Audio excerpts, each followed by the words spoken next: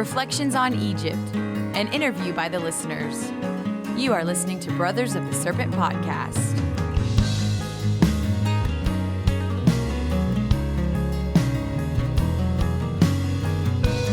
And welcome back, ladies and gentlemen, boys and girls, angels and demons and monsters and serpents, to Brothers of the Serpent podcast, coming to you not live from the 10x10x10 tangent cube of science, nestled amongst the dusty bones of an ancient seabed high atop the Edwards Plateau once again, and we are doing another Egypt episode about the trip. There's so much to say, so look forward to that conversation later. We also solicited the Discord for questions, so we have emails about the Egypt trip. And then, of course, the Discord chat, we got questions from there. So we'll be going through some of that and then some of our other feelings about the trip. We've been still processing, thinking about it, going through all the images and videos. So I think we still have plenty of material to cover on this. And so how long? We could do Egypt shows for a couple of years? Yeah, probably now. Yeah. All pyramids all the time. All pyramids all the time. And then we'll go again, and then we'll just have more. It's nonstop. All right, so what's going on with rock and roll? You guys, did we talk about this? You're doing your own mix downs in a studio? Yeah, we did mention it, okay. I think, last time. Yeah, but that's going really well. We did a test day to see if everything was going to work out, and it works great. And so we've got a game plan now. Just got to get the rest of the songs ready. Yeah. And then we're going to book it basically a solid, I don't know how many days, but we'll figure it out. So that nobody comes in to the studio between the times that we're in there. Yeah. So we have it exclusively. So that it doesn't get changed. Yeah. Yeah. That makes sense. Yeah, you can't. There's no recall on the board. Right. But yeah, it's an awesome place. It's about an hour away, and yeah, it's sounding great. So just gotta finalize all the mixes that I have. Mixes. The project folders that have all the details, we just got to finish exporting those so I can put them into his computer. Yeah. And then we can mix them on the board. All right. So I worked on that a little bit. Also, I wanted to say congratulations to GMA, Archer Finley, and Terry Finley. They invited us to a birthday party, which turned out to be a surprise wedding. Yeah, that was awesome.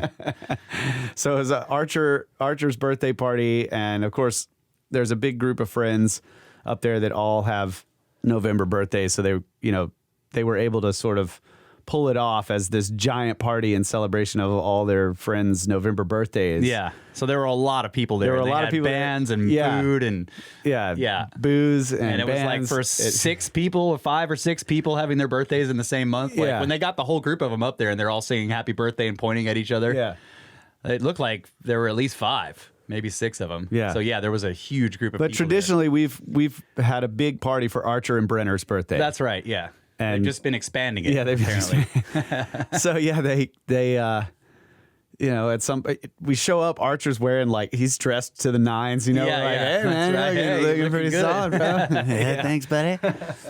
Anyway, at some point, the next band is getting ready to start, and there's sort of this delay, and everybody's sort of gathering in front of the stage and standing there looking, and then Archer and Terry just come out from behind the backstage. She's in a wedding dress. Yeah. He's all in his suit. Yeah. And everybody's like, what? And the ceremony just happens right there on stage. We're going to have a good old Texas backyard wedding. It was awesome. I was like, that is so genius. Yeah, it was great. So yeah, congratulations to them. Yeah. That was great. Good job, GMA. Yeah. It was genius. If it was your idea, it's probably Terry's idea. It was probably Terry's idea. Yeah. It was great. So that was cool. Yeah. Yeah, what else? What about... Whoop. Not that one. Nope. There it is. Yeah. Agricultural update.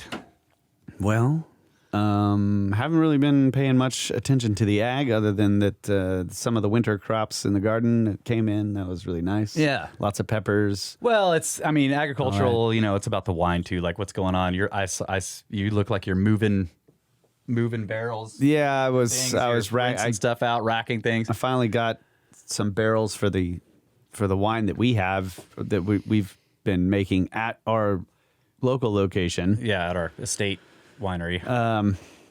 And yeah, so I moved everything into barrels, and it's tasting good. Everything seems good. I've been working on labels and waxing the bottles. That's cool too. Yeah, that's right. So instead of doing tin foil, they call them foils, but yeah, basically the dressing for the neck of the bottle. We're dipping them in wax. And I got which is like high quality sort of. I got like a wax seal of the turtle logo. Yeah. So stamping the top of the bottle. It looks really cool. Sealing wax. Sealing wax. Yeah. not wax to put on your ceiling, but to make a seal. Sealing wax. Yeah. Yeah. So it's really it's sharp. It looks really cool. Yeah, it does. And then I finally got the labels finalized with Mike over at HowTube. He's doing the graphics for the labels. Yeah, they look really good. And Dark got that labels sent off to the Fortis, the label company, and it's like it's going to be like dark with gold foil, black with gold foil. Yeah, looks Yeah. sweet. Yeah, that's good. Well, I've just been mowing. Mowing is a full-time job out there. Trying to mow all the, mow the non-vineyard field areas for the winter. Get it mowed one more time. So I've been running the big tractor with the Batwing mower. So I think that's done. Yeah, it looks nice. I took the drone mower. photos too. I did get drone photos. Got my drone fixed. Yeah. From the Scablands, I crashed it. This was great. Scab drone. I sent it in to DJI right before we left to Egypt, and while I was in Egypt, I got an email from them saying that they looked it over and it was still partially under warranty, so the repairs only cost me like $140 or something like that total. So that was great. And when I got it back, it looked brand new. It looked like they just replaced it. I mean, it was like basically brand new. Still had all the little plastic things you have to peel off the. Oh, so I just wonder if they just swapped the drone out with a new one. But anyway, yeah. So then I took it up over the orchard and learned to use the automatic panoramic photograph feature, which I had never tried before. And it does a great job. Well, now that you have a phone that can actually connect to it. Yeah, that's right. Now that I can practice. Because I have a phone that can connect to it. Anyway, it's really cool. The drone you can fly it up and sort of aim it at the area in general that you want, and then you can pick a panoramic mode. It's got a 180-degree version or just a horizontal. The horizontal ones look great, and when you pick that one, it's automatic. You click the photograph button, and it takes 9 photographs in a grid, and it does all the turning itself. It starts up at the upper right corner and takes 3 photographs up, middle, and down, and then turns and takes up, middle, and down, and then turns again and takes up, middle, and down, and then it just merges them all together into this kick-ass pano. So that's awesome. Going to be using that next time we go on. Not to pyramids. Can't do it at the pyramids. Yeah. So anyway, that was you cool might stuff. die. Yeah, that's right. All right, ready for Space Weather News? Oh, of course, my friend. Where's that? There we go. From spaceweather.com. Let's see. A dense stream of solar wind. Unexpectedly, Earth is entering a slow-moving but dense stream of solar wind on November 15th.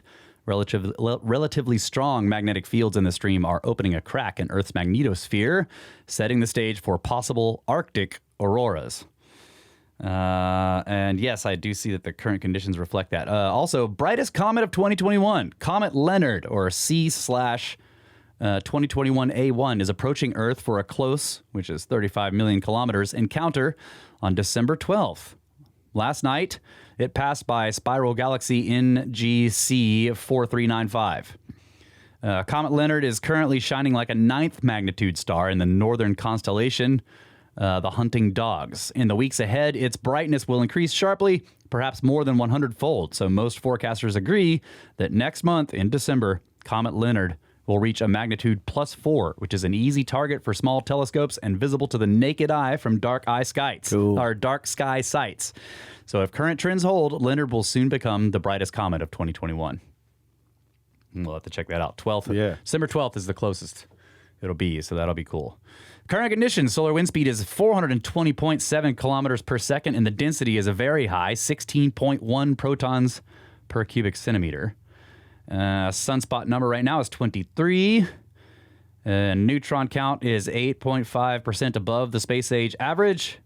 And the KP index is still at 2, which is quiet for both the current and the 24-hour max. Also, there's this interesting thing they've got down here, NOAA forecasts.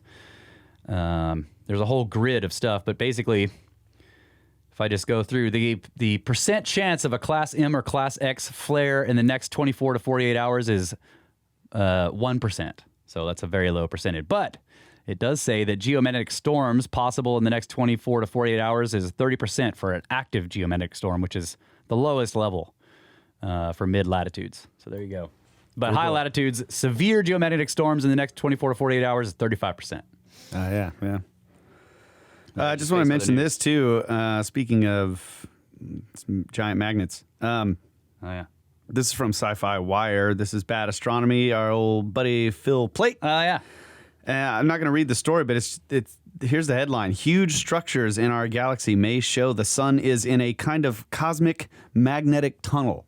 So there's a diagram showing the arm of the galaxy that we're on, and along that arm is like this big, like cylindrical tunnel shape that radio astronomers they've been collecting all this data, and they're finding like, okay, there's like we're off to one side of this gigantic tunnel that they can see with these lower frequencies. Wow. And the sun is in that tunnel, and it's a basically giant magnetic tunnel that stretches across the galaxy somehow. So interesting, very interesting ideas that you could possibly come up with a cool like magnetic universe theory or something. Something like that. We need to know. They can't figure out why. We need an electrical, like we need a Tesla coil sound bite.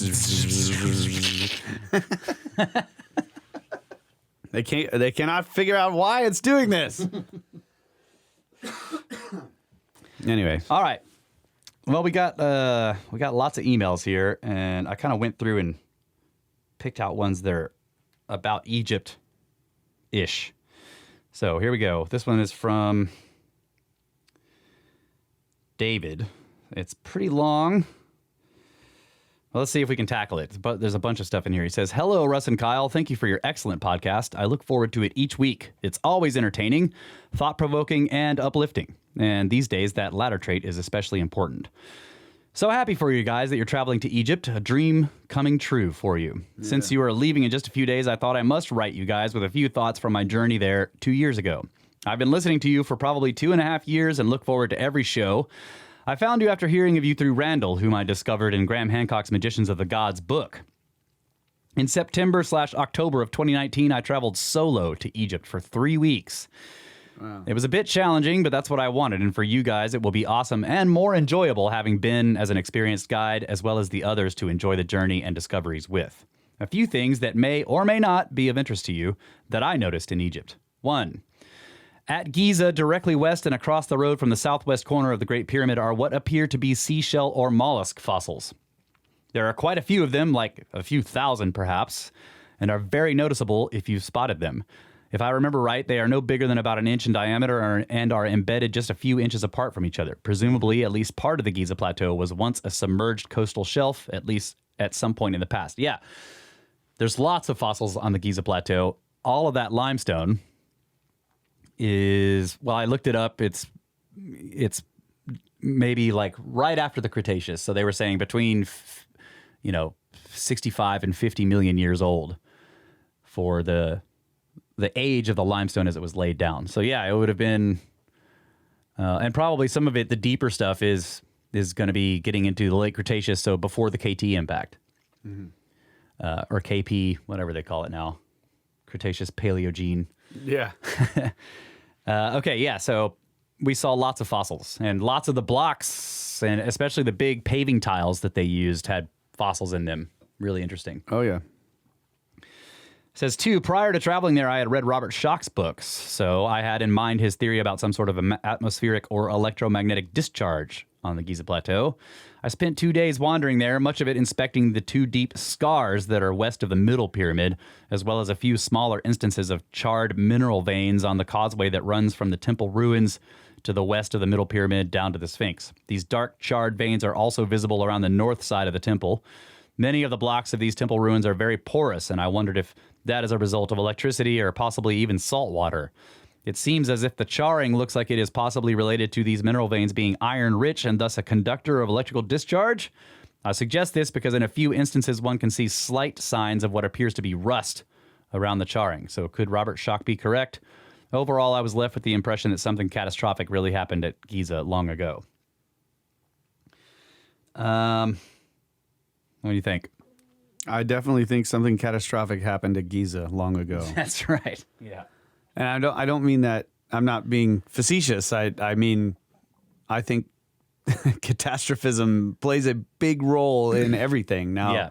What the exact mechanism was is not clear. Yeah, and whether or not that type of stuff happened before Giza was being excavated and built upon, I don't know. It's, I'm not saying that I think that they were building stuff and then some giant catastrophe happened and they vanished. I don't know about that. I don't know what this charred mineral veins means and deep scars. Well, yeah. It's just hard to tell who dug stuff, and I don't know. It's like, are you talking about scars as in cracks in the bedrock? I don't know. I don't think we saw that stuff. But yeah, there can be darker veins of rock running through other kinds of rock. Yeah, there's definitely I guess you could consider them dikes. Yeah. Where the limestone, say perhaps before it was stone, when it was still sediment and it dried up and it cracked and then it filled with other materials and then later it lithified. So you have veins of things that run more vertically into the lateral sedimentary layers. That type of stuff, we see that in the hill country in some places. I don't know if they're called dikes, but they're like veins. Yeah. And there's definitely iron-rich stuff in the limestone here. I don't know specifically what you're talking about on the Giza Plateau, though. Yeah. Okay. 3, on the west side of the middle pyramid, there is an area that sounds like a hollow slab of rock with a cavity below it. It's located about 35 to 40% of the way from the southwest corner of the middle pyramid as you walk along the west side towards the north. That's cool. I don't know. I just love the directions. 35 to 40% along of the way along the southwest corner of the middle pyramid as you walk along the west side towards the north. Right. I came across this by accident as I stumbled upon a piece of rubble and it rolled ahead several inches and sounded hollow beneath. Presumably there have been others that noticed this before, but with the interest in underground chambers at Giza, I thought you would mention it in case you guys are been and may know anyone else who has heard of it or has any ideas about its possibilities. Yeah, there's Yusuf showed us a couple of places where if you stomp on it, it sounds hollow. So I don't know if this is that spot. Giza's huge. It's just absolutely enormous. And we, even though we had 3 days where we went there, the 3 days is not enough to really wander over the entire thing. So if you're talking about an area that's a few feet, 30 or 40 feet across and 30 or 40 feet wide, and it's on one part of one of the pyramids, we probably didn't get there, So I don't know. But yes, there were plenty of areas where it seemed like it was hollow. Throughout Egypt, when looking at it through geology-minded eyes influenced by listening to Randall, one can't help but imagine that some great cataclysm struck the region in the distant past, which destroyed these great monuments, but it is not accounted for in our historical record, or as has been mentioned before on your show and elsewhere, that some of these monuments, not just the Sphinx, are from a previous processional cycle and were damaged and destroyed by one of the acknowledged destructive events from prehistory. Some of these places seem to have been buried not by blowing sand or even from the neatly stratified layers of annual Nile flooding, but by coarse aggregate of varying sizes as one might observe in larger regional flood events. Yeah, yes. I agree with that. 5, are all those small crumbling brick constructions around places such as Edfu, Luxor, and Dendera really Roman ruins? Yeah, I don't know. The mud brick stuff, is interesting. You know, you look at it, you think, well, it looks like crap, and it's like a wall around the complex. But then you see that there's a pyramid that was made of them and encased in limestone. So if the builder civilization made that pyramid, then they clearly used mud brick. So who knows? But yeah, they're heavily eroded, so it's hard to tell. 6. If you do happen to go to Abu Simbel, the bus ride through the desert is geologically rather interesting. And at Abu Simbel, they are quite serious about not taking pictures unless you've forked out for the photo permit. Strangely, though, you can take pictures of anything with a smartphone without hassle. This is bizarre. Yeah, we encountered that multiple times. If you had a real camera, like a camera-looking camera, then you had to pay money to use it. But if you just had a cell phone, no problem. So Yeah. I think Yusuf told us about the new head of antiquities or whatever. I think we may have mentioned this last show that he's changing policies. Yeah, the policy is like, well, let's let people take pictures. First of all, you can't take everybody's phone away. Right. And people aren't going to stand for that. So they're kind of having to accept that. But also it's like, yeah, let them take pictures.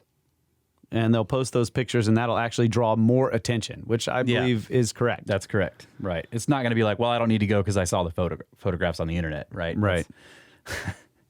It's the opposite. It's the opposite. Yeah. Okay, so he says, you guys are probably busy preparing to go, so I'll conclude my rambling. I would have written you guys sooner and with a more well-thought-out communication, but I am writing from Canada. And he says, you may know from Darren that things are not so great here. Okay, yeah. Got COVID problems, I guess. You're lucky to live in a place like Texas. There's way more people with backbone there than in Canada. Okay. Someday I'd love to attend one of your meetups in the Channel Scabland since I'm presently in the Vancouver area of BC. Sounds like you're in great hands with Ben as your guide. Enjoy and God bless, and thanks again, guys, for such a positive show. Happy slithering trails, Dave from Vancouver. Thank you, Dave. Thank you. I wish we would have gotten that before we left. That would have been cool. Well, we probably did. Well, yeah, I know, but I mean, actually gotten to it. Oh, right. Before we left. Yeah. Yeah. But it sounded like from his instructions on where he was seeing things, we would have had to run way off from the regular group to go check out these spots. But still, man, damn, 3 weeks on your own. That's That's serious. It's awesome. All right. Here's one we got one from Roddy the Mammal. Oh, yeah. What's going on, my furry friend? A few questions about the electronic universe theory is its title. Dear Ophidian siblings, first, welcome back from the ancient land of Kemet. As members of the scaled serpentine sect of secrets, I hope Nehebu Kau revealed the answers you were seeking. Second, as a longtime listener to your wonderful and brilliant podcast, I keep hearing about this electronic universe thing, and as I am ever learning new things from your explorative musings into the ancient secrets of our forgotten past, I thought I would pin this missive and seek clarifications to a few questions regarding this electrical theory. Question 1. If the universe is electric, where is it plugged in?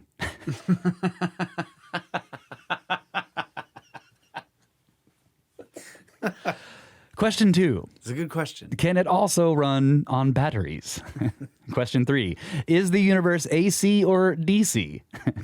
And question 4. Who changes the fuse when I forget and use the toaster and microwave at the same time?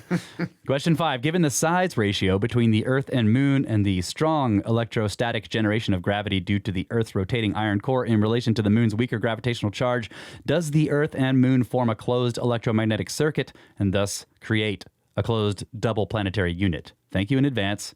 Yours, Roddy the Mammal. Huh.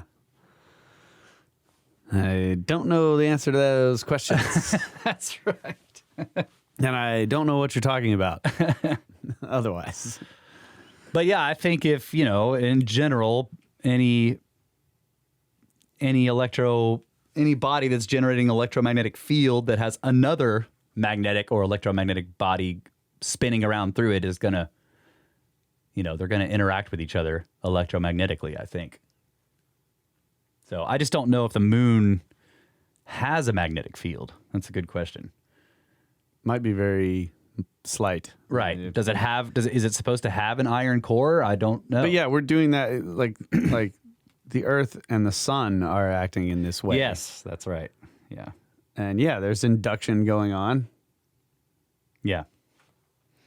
That's right. When there's, you notice that too, when there's like increased solar activity, you see it's affecting the Earth's magnetic field. Yeah.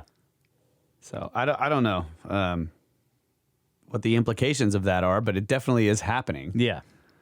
That's right. And the sun is in a tube. It's in a giant magnetic tube. Get the scientists working on the tube technology immediately. Okay. This is a short... perhaps the galaxy is also in a more giant tube. Yeah, could be. All right, this is a short one from Anne. She says, it's getting hard to tell you bros apart in the photos where Kyle's hair doesn't show because you have identical expressions of floating in pure bliss. I guess she's talking about the Egypt photos. Okay. Let's see. This is from... Maybe I shouldn't even try to pronounce this. He's from Holland. Thierry? Terry? Okay. Maybe? It's spelled Thierry. I have no idea. Terry? Thierry? I don't know. He says, thank you so much for your shows. I've been following all your snake shows for 2 months, more or less. Fastest time in podcasting? Yes, it is. Love the Gods of Eden series and the other book series and the Anomalies series. I do have a couple of hours to go before I need to go for a repeat. But I have a question. Are you familiar with Podcasting 2.0?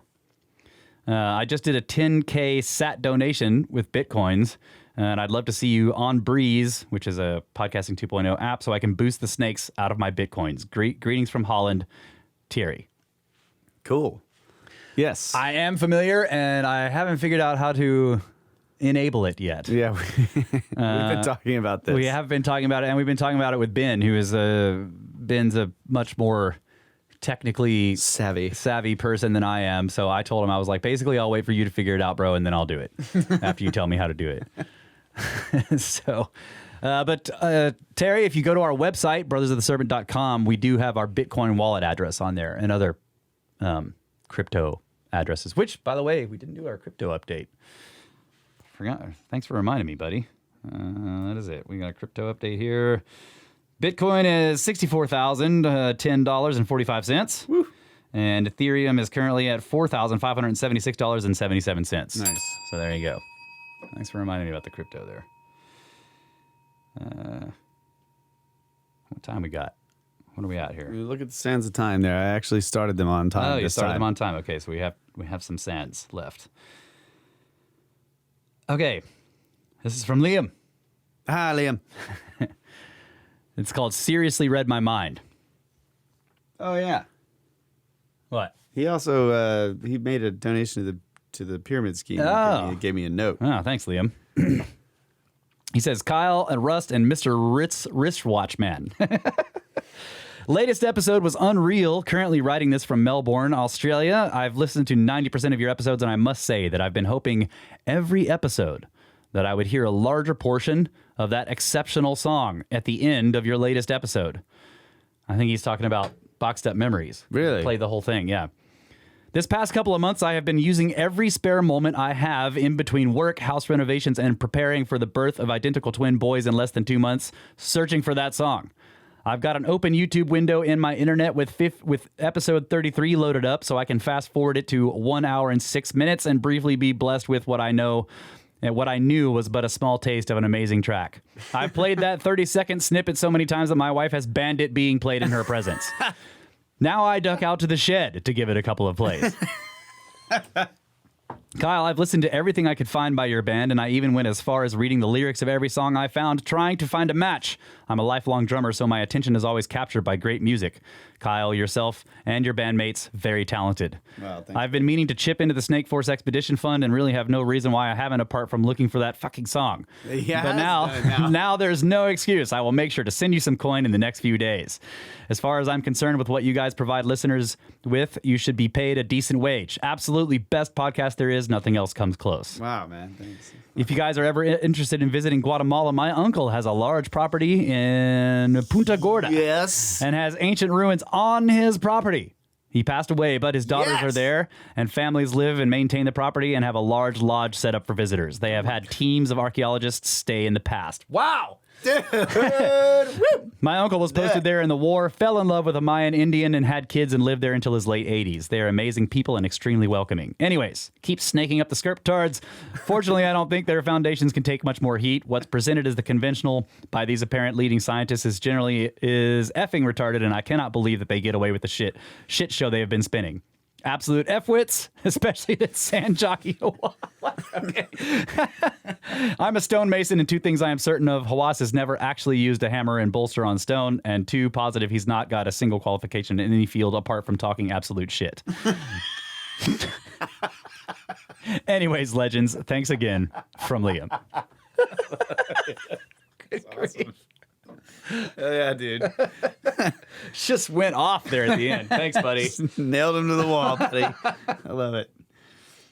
Well, I'm glad you liked the song there. And yeah, we had been getting some requests, but specifically from Ash, Black Shaman from the Discord, he did the same thing. I guess we played a piece of that song in a couple of the early episodes. Yeah. People were just like, what is this? So, yeah, it's unpublished until the last episode. So now it's finally published. Yeah. And we are planning to... And that's just a rough... It's like a draft version. Yeah, draft version. We just did it in the 10x10 Tangent Cube. Like, I did some drumming, and Kyle played the guitar and bass, and we got Ty in here to do some lead. Or did you do that? No, lead? Ty did that. Ty did the lead, and then, of course, the lyrics. So, but yeah, we were planning to do that one on the next album, which, could be a decade from now. So looking at the way things are going. Well, it's a good version. Yeah. Thank you. Okay, one more. We're out of time. This is a short one. It's a comment on the website for episode 218. Matt says, love the new bumper tracks. It spooked me at first. They must be mixed in surround or something. Russ is still talking, and then out of nowhere, I start hearing this guitar seemingly disconnected from the podcast playing on my MacBook, emanating from somewhere to the left. But it sounds great. Thanks, Matt. Yeah, that was the unnamed section. So there you go. People love the old bumper track. Yeah, Russ has been, just like, dude, put some more Dynasty on the bumper tracks. And like, all right. Yeah. I'll do it. I was avoiding it because we published them through, the traditional channels, right? The traditional method of publishing. And basically, if they show up on YouTube, I was like, you know what? YouTube's going to yank the video. It already happened to me one time on a long time ago when I actually had a Facebook account that I used. Yeah. That's right. I posted a bunch of videos when we were in the Caymans. And I put my own music on there, and they yanked them down. Right. I forgot about that. So, Well, the test still hasn't happened. The video isn't the up YouTube yet. episode for 218 is not out yet, so we still haven't found out if It's YouTube's probably going to gonna yank get it. yanked. Yeah. So, but anyway, I'm very soon I need to go and cancel that whole publishing deal. I got to publish all this stuff with Creative Commons. So, Yeah. another thing on the list That's right. amongst all the other things on the list. So we'll be right back. That's right.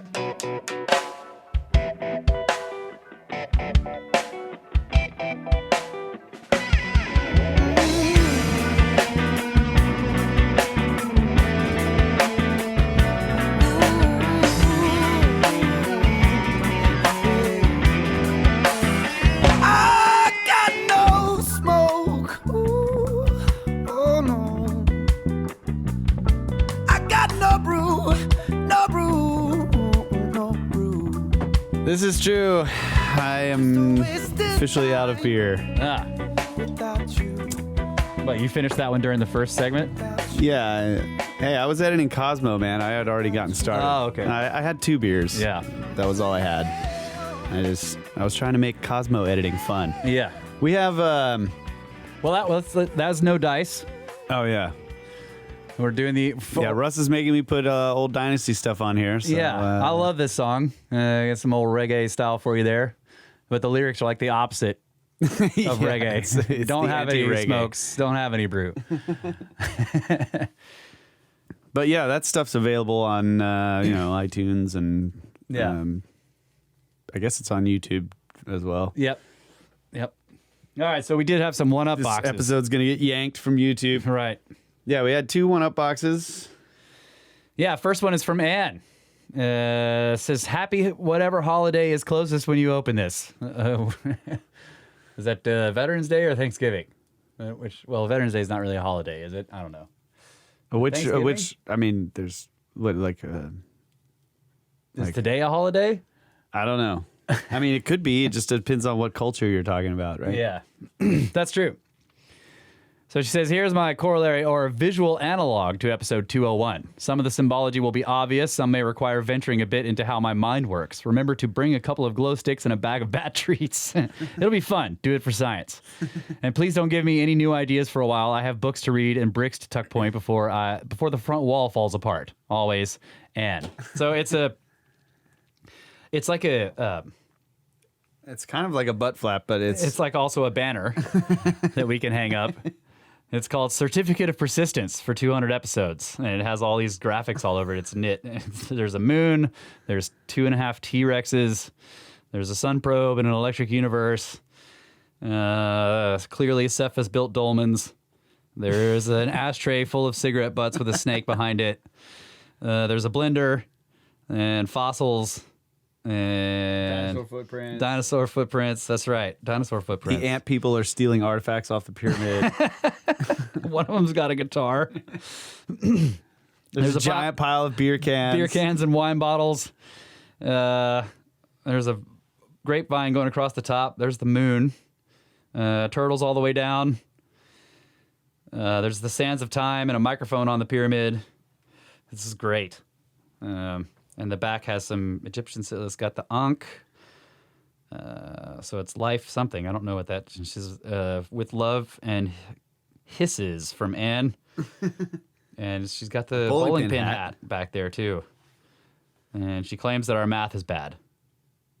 If we have a 2-hour podcast, episode 201 was actually 220 because of all the extra beyond 2 hours we've gone in so many shows. Good point. Yeah, thanks, Ann. This is great. Certificate of Persistence. Yeah, that thing's hilarious. We were laughing at that earlier. We actually did a sneak peek on these. Yeah. Laura recommended it. Yeah. Not our fault. I love the blender. And that Seth has built the dolmens. Okay, and we got, let's see, we got another box from Al. How's it going, we'll buddy? Just call you Al because I can't read your whole name because you sent me a 5-page handwritten note in cursive. I was able to get maybe 50% of what you said. But yeah, man, thank you so much. You should write this up in an email so I can read it on the show. It's good stuff. He says he's been into ancient stuff since a very young age. Found us by the standard path, Rogan, Hancock, Carlson, Cosmographia to Snakes.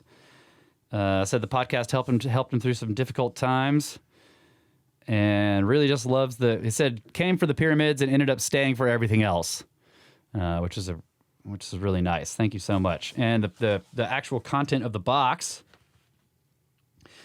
is called Pyramid Quest. It's like a game. It looks like some kind of. It says on the bottom. Let's see. It says, "Attention! Not suitable for children under 14 years of age. Risk of suffocation due to small parts that can be swallowed." Manufacturer is Escape Weight. The type is Escape Room in a Pyramid. Duration 60 minutes. Objective to plunder Egyptian wisdom. Age 14 plus. Characteristics resettable to initial state. Also suitable as gift wrapping. Wow, that thing's older than 14 years. Dang. So yeah, it looks like a puzzle box. It's pyramid shaped. It's cool. We'll have to try it out. We'll have to test it out. Yeah. I'm going to kick your ass at Pyramid Quest. That's right. Yeah, this note is beautifully written, but I can't read it. He's trolling you. You think he's trolling us? Yeah, he's listened to a bunch of shows. It's clear. Yeah, you can tell from the stuff he said. He's like, I'm gonna write my fastest cursive to That's right. to Russ. Yeah. Near Ross and Cole. The mysterious something in the mid 1980s. 5 years old. Anyway, thanks, Al. That's at least the first part of your name. Yeah. Great. 1-up boxes. Thank you guys so much. Certificate of Persistence and Pyramid Quest. That actually really does look like a cool game. Yeah, it does. Okay. You ready for more Egypt? Yeah, always. Okay. All the time. Well, did you have stuff you just want to start with, or should we tackle some of these questions and comments? No, let's start with the questions. Okay. I'll go anywhere. Okay. Let's see. Let me check. Discord questions. Yeah, Discord questions. Okay, David Getson, who was on the show. Oh, yeah. Yeah. How's it going, buddy? Says, please expand more on your phased construction hypothesis. Do you think that the sonic smush Lego block hypothesis is plausible? I think it helps explain those hairline granite block joints and also the scoop after stack process that I think you were correct about. Yeah. Phased construction is, like it depends on what you're talking about there. It's obviously even the dynastic period had phased construction. It's, it happens in phases. So, but yeah, if you're talking about the older, more mysterious stuff, like the clearest place to me that was taking place, that was Menkaure, the small pyramid. And we did talk about on the last show, like the casing stones, which are granite, appeared to me not finished and flattened in most of the places on the outside, this stuff that remains. And yet there was a quote unquote mortuary temple built up against it that fit against that. So that could be a second stage or a second group of people that came in later. Or as Kyle said, they may have intentionally did it that way and they intended to lock the temple into those casing stones. But on the inside of that heavily eroded temple, there were more interior casing stones out of a different kind of stone that were molded to the erosion of that stuff. So it's at least two phases. But I don't know. What was the second part of his? He was talking about the sonic. If you want to look at it, just check the pins. Okay, jeez. Yeah. I was trying to find it and it's like, well, that's going to take a while. Pins and pre-show. Yeah, I don't see them. The pins. Okay. There it is. All right. Sonic smush Lego block hypothesis is plausible. That's really, I would like to try this, even on a small scale. Because yes, I do think that's plausible. And I think what he means by that is that you're actually hooking up the resonator to a block. Yeah. And using it as the tool. It is the tool that's grinding down the other surfaces of the other blocks and the surfaces of itself to make this perfect form-fitting thing. Now, the question is, will that end up making flat joints, which, in other words, they could be contoured joints. Yeah. Yeah. And most likely they would be contoured. Right. So you already have to have a fairly flat surface to do this with. Yeah. But it does explain possibly some of the really fine changes. Like you have your block cut out. It's roughly flat. And then maybe pillowy on the front side, on the front and back during transport.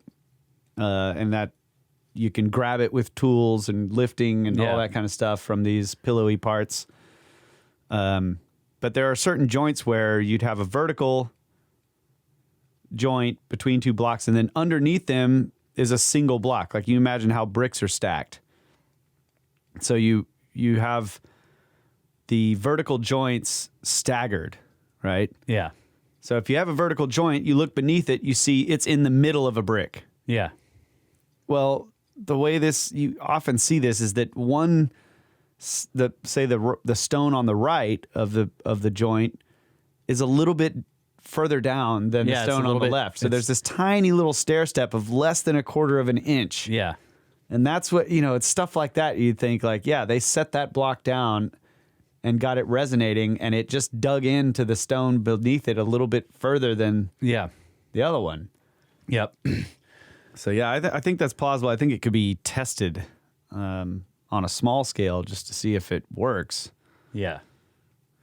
Yeah, you're right. That was an interesting feature. And yeah. Another thing I noticed, I was on my way to the studio in Mountain Home, and I see this erosion pattern on the right side of the road, and I was like, oh man, it looks just like, I got to stop and take a picture. Yeah. But it looks just like a lot of the erosion that we saw in the mortuary temple and what we're calling the pyramid temple or the causeway temple. Either one, they both have similar erosion patterns. But I realized that can't be more than 50 years old or so, because it was cut to make the road. Mm. And so then I was thinking like, okay, these erosion patterns that are, I guess it would depend on the hardness of the stone. You know, So it's erosion in the road cut. That's what you're saying. yeah, and it's in what looks like hard limestone. I have to go and check it out, but obviously we get a lot more rainfall here Yeah. than they do over there. But still, it's like I was just thinking that if they had a period of extreme rainfall, it could be that 50 years later they went back to continue building and they were like, damn, Yeah. you know, all this limestone stuff that we stacked up and didn't protect. It's not Tura limestone. It's not the hard stuff. Right. Yeah. It just was destroyed. And so then they were like, well, we're going To to case have it to, in something. Yeah. yeah, we're going to have to form fit the casing stones. Whereas before it might have been flat and they could Yeah. have just made the casing stones and it would have been easy, but Yeah. it got so eroded in a short period of time due to heavy rainfall. Yeah. Okay. That makes sense. So it would have been 2 stages of building, but pre and post. Yeah, within a couple of generations, something that's feasible. You know, Yeah. in other words, the same design could have been at work. Yeah. Right. Yeah. Like you can Same tools as well. Yeah. Same tools, same design, and just because I mean, some of the cathedrals we know for sure they took hundreds of years to build, Yeah. and it was basically the same design, but it was different builders and different phases of building. Yeah. But it was ultimately to build the same original design. Yeah. So it's plausible to think that the builders of this complex lasted many, many generations, and they were all building along the same design, and that they had phases of building, and sometimes they stopped for whatever reason, and it's possible that maybe 50 years passed Yeah. during some mildly catastrophic events with this weather or climate or whatever that may have eroded the limestone severely. Yeah. Man, think about that. You get hired for a building job and you realize like, well, I'll be working on this for the rest of my life and I'm going to die before it's done. Yeah. Yeah. Yeah. Yeah. Okay. From McCandles. What was the feeling you got being inside of the pyramid? Did it feel like walking in an engine or like in a factory or a church? And does it feel like it's possible for humans to have built it or more like other hominids or something? Yeah, it felt like all of the above in Yeah. some cases. Like the Grand Gallery was like, mind blowing, like being in a giant cathedral or something like that. Except it's so strange Yeah. because of the severe angle at which the whole room is pitched. It's like what it's mind boggling, and that aspect of it makes you feel like you're inside of a machine or some weird, Yeah. And a lot of the pyramids were like that. I'm talking about the Great Pyramid specifically, but none of it didn't ever feel like, yeah, this was meant for people to be in. Yeah, it was sort of inhospitable to people. Now, the King's Chamber was huge and amazing, and level floor and everything. So there was nothing uncomfortable about it at all, except getting there. Right. It's like this ridiculous. And when you're when you're looking at the antechamber, it's so strange and it's missing stuff. Obviously, there's broken pieces of granite. It's at least, I think the entrance, it looks like the entrance to the antechamber from the Grand Gallery looks like it was just quarried out of there. In other words, somebody busted through a wall to get there. Right. And so, it was not built for people to just enter and leave and enter and leave. It had to be modified in order for that to happen. Right, which kind of, it's kind of, there's been the discussion we've had and other people have had that these were made for like initiation purposes, and maybe they were used for that by later cultures, but it doesn't seem like the original purpose was for that. Yeah, that door I'm talking about it makes it easier to get into the King's Chamber because you can just get on all fours and crawl. But if if that block was still there, you would have to crawl a little bit, and then you'd have to stand up in this like 1 foot thick or 1 foot wide. Not wide. It's the depth of the room is like a foot, and then you have to climb up to get over the door block. Yeah, whatever they call it. Yeah, the portcullis block. Yeah. You have to climb over that and then get back down onto the floor and then go under the, but yeah, the point is that it was definitely amazing and like mind blowing. The insides of these places in many cases were just awe inspiring, but never really felt like this was meant to be observed by a living person. Right. And I'm not saying it was a tomb. It's just once the building was done, you just can't get in there. Yeah. And that's in multiple places, like not just the Great Pyramid. Like we went through Khafre as well, the second pyramid or the central one. We did that on like day -1 of the tour. And it's the same way. It's, you've got these incredibly long, steep,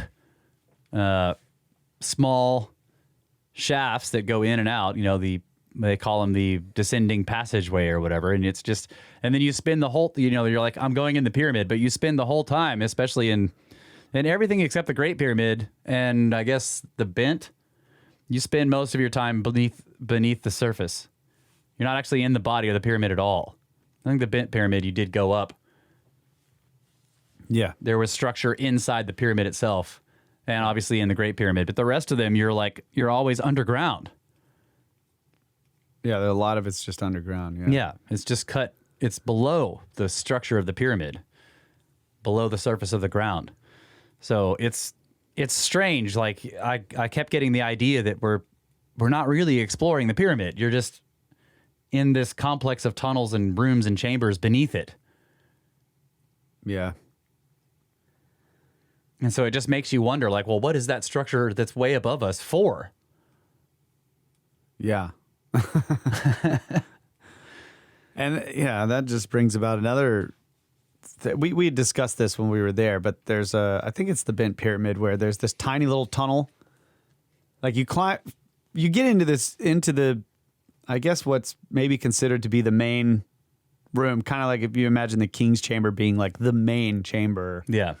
Of the Great Pyramid. Well, in the Bent Pyramid, you get into this room. It's incredibly tall, square floor plan, but that's the walls just go up and up and up and up, and it's actually like a deep shaft. You come out at the bottom of it, and you're looking up, and the walls are corbelled on the left and right side, I think, or maybe all the way around. I can't remember.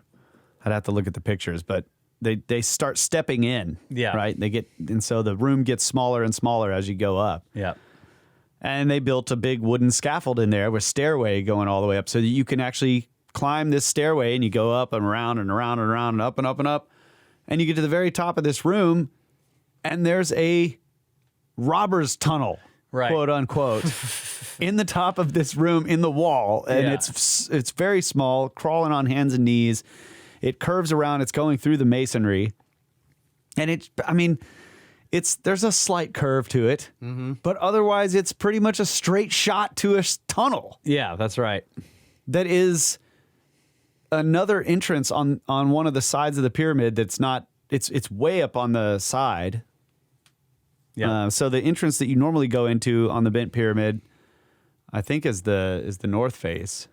Yeah, this one's it would be on the west face. Yeah, or maybe we have that wrong. I wish Ben was here. But anyway, there is another. And you can see it from the outside, and it's below the bend, right? So everything we did in that is on the steepest yeah, well, everything we did in the bent pyramid was below, even the highest chamber is below the bend. Yeah. So if there's anything above the bend, no one's ever gotten to it, as far as we know. But that was just weird that there's like this whole other entrance and like the entrance has its own descending passage. Yeah. There's a giant door there that's propped up. Oh yeah. You can look through. They had this gate closed off. You look in there and you look to the left, and there's this massive block that's tilted up, and you look to the right, and there's like a whole slot that goes up to the right, like that I don't know. And then there's a strange pillar in there, and the whole thing is So it looks like a system for this door to hold the door open or to keep it closed, or I don't know. There's a giant stone door that's basically going to shut off that descending passage to get to the hallway that we're That's sitting right, in. yeah. But again, it's like this. So it has a descending passage, then it has this straight hallway that goes along. It goes along a ways, and then it goes up again to another chamber. And that other hallway also had a door. It was being propped up by like a piece of wood. Board, yeah. Yeah. So you have to crawl between the wood that's holding this giant block up. You look at it, it's like you just don't shut the door because you'll be stuck in there. Yeah, Hodor.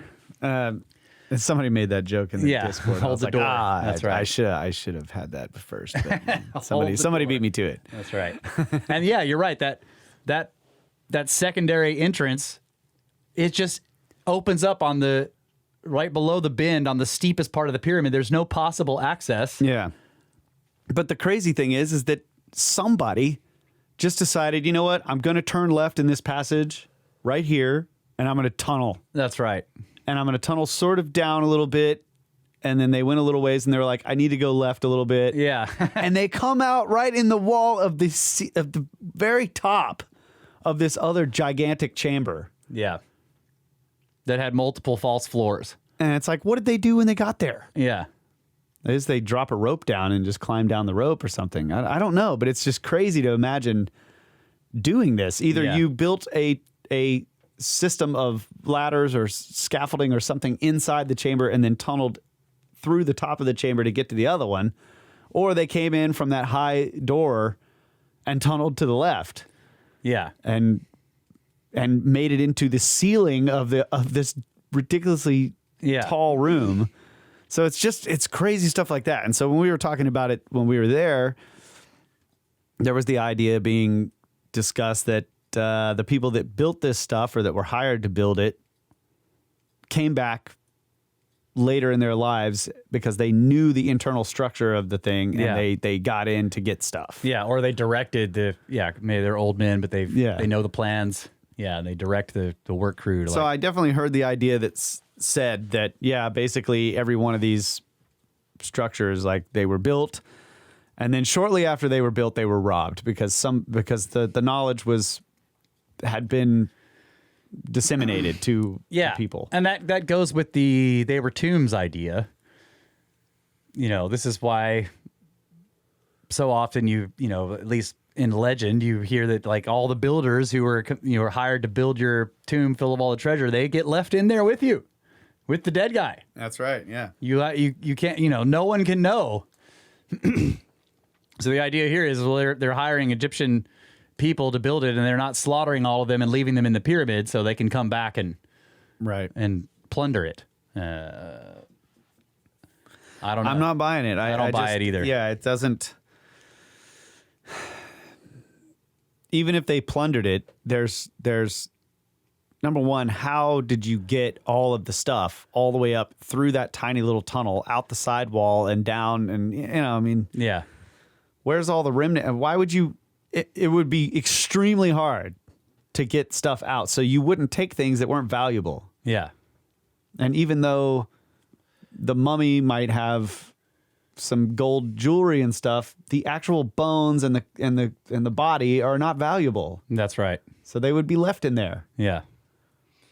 Right. And the pieces of pottery and Yeah. all the grave goods Yeah. that aren't gold and jewels would not be taken. So there would be scraps of linen and just, Yeah. things that are wrappings just and not worth anything. Yeah. Right. But no, none of that was in there. right. Yeah. So it didn't feel to me. It didn't. I don't know about the idea of a machine, but yeah, in some cases, the clearest idea you got was people are not intended to be in here. It was not intended for you to climb around in. And then yes, some of the corbelled chambers with the high ceilings gave you a sort of a cathedral feeling, but really it was. And you know that they were able to build extremely high ceilings without corbelling. Right. They had very straight walls and high ceilings that didn't need to be corbelled. Yeah, that's right. Plenty of temples we went to with extremely high ceilings and pillars and. Yeah, and you notice it's almost the opposite. Like the floor plan was smaller than the ceiling because the walls, if you think of the thickness of the wall at the floor, it's really thick. And as the wall goes up and gets higher, the wall gets narrower and narrower so that there's less and less weight on each successive course going up. And so the ceilings would be bigger. Like if you measured the square footage of the ceiling of a room, it's bigger than the floor in many cases. In the temples? In temples and stuff, yeah. Yeah. Wherever they built really high ceilings and walls. I mean, even in the Assyrian. In the Assyrian, that's right. the walls slope out. Yeah. And so the ceiling plan, like if you were to measure the square footage of the ceiling, it would be greater than the square footage of the floor. Right. That's right.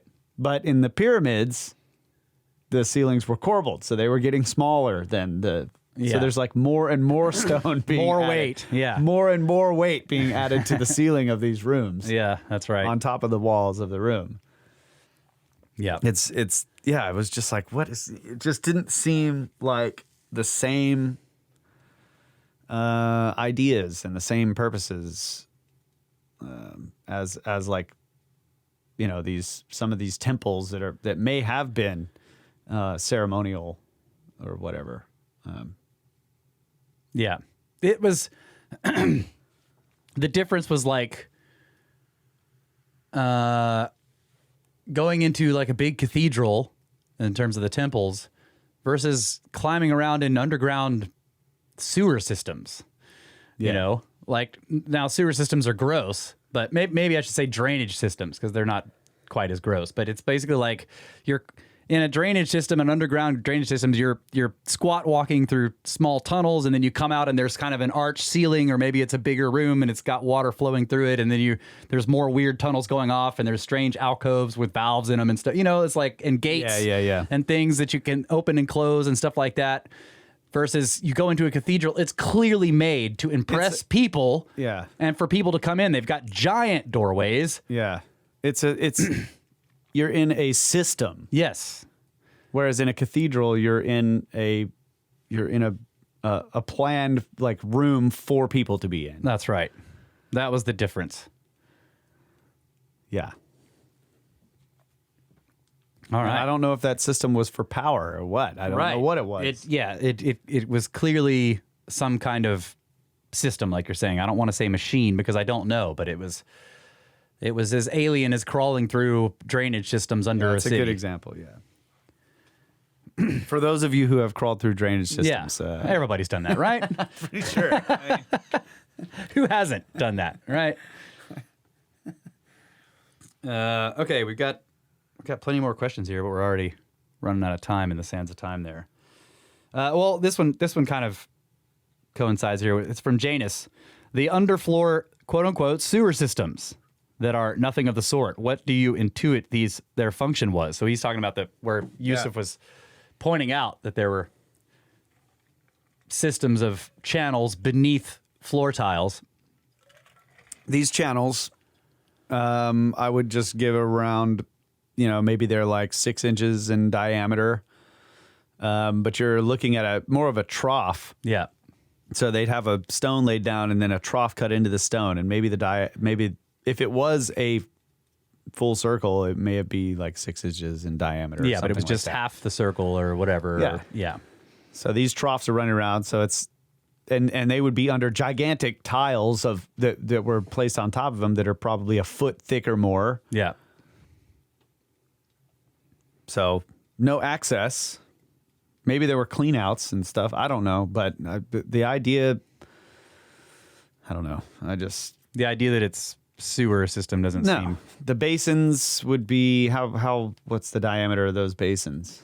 You think they're at the rim? 4 feet, 3 to 4 feet, between 3 and 4 feet across. Yeah, maybe 4 feet across. Maybe 1.5 to 2 feet deep.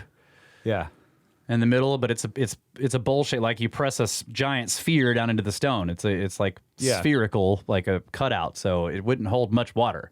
And there were core drills. Maybe what, 10 gallons? There were tube drill core like holes into the side of these things, and yet they're not coming out at the bottom of the bowl. They're up on the rim of the bowl, near the top. Right. So it's not going to drain. It could be like an alchemical system. That's what I was thinking too. It's not going to drain whatever's in the bowl. Yeah. You want that. It's only going to drain the overflow. Like if the bowl starts to fill up, then it will move out. Yeah. Yeah. So what purpose? Can you think of a purpose for that? I mean, you like a grease trap is the only thing I can think of. You have this big basin, and there's no drain. Like the drain on the bottom of the basin is for the actual water, but then the grease is at the top, and then it sort of flows across and out. Off the top, it leaves the water in the bottom. Yeah. Right. That's what I was thinking. Like it's to siphon something off the top. Yeah. Either to let solids settle the bottom and siphon the water off the top. But you can't clean out the solids. I know, because it's under giant freaking stone tiles. Right. So you're expecting it's a one use system. Come on. That's what I'm saying. Take a couple of craps and it's it. It's done. Sewer system over. Close the hole. That's what I mean. Yes. It can't be a sewer system because it would fill up very quickly. But Janus is very interested in the concept that that's a lot of these sites were for metallurgy. So I think that's what he's asking. Yes. So with that idea, I don't know enough about metallurgy, but I know that when you heat metals, a lot of the impurities actually are floating on the top. Yeah. And so you can sort of scrape those away and right. try to purify your metal. But I mean, I don't know. Maybe the metal you want is lighter than the other stuff that you. Yeah. Either way, you're getting something off the top of it and leaving something in the bottom. Yeah, of that bowl. Whatever you leave in the bottom of the bowl can't harden. Because if it does, then the bowl serves no purpose the next time you want to use it. It's no longer a bowl. It's no longer a bowl. Yeah. So it's the other problem with doing metallurgy on native stone is that, I mean, hot metal is going to crack the rock unless the rock is heated up slowly. No, but limestone's just limestone's going to just be destroyed by the process. Right.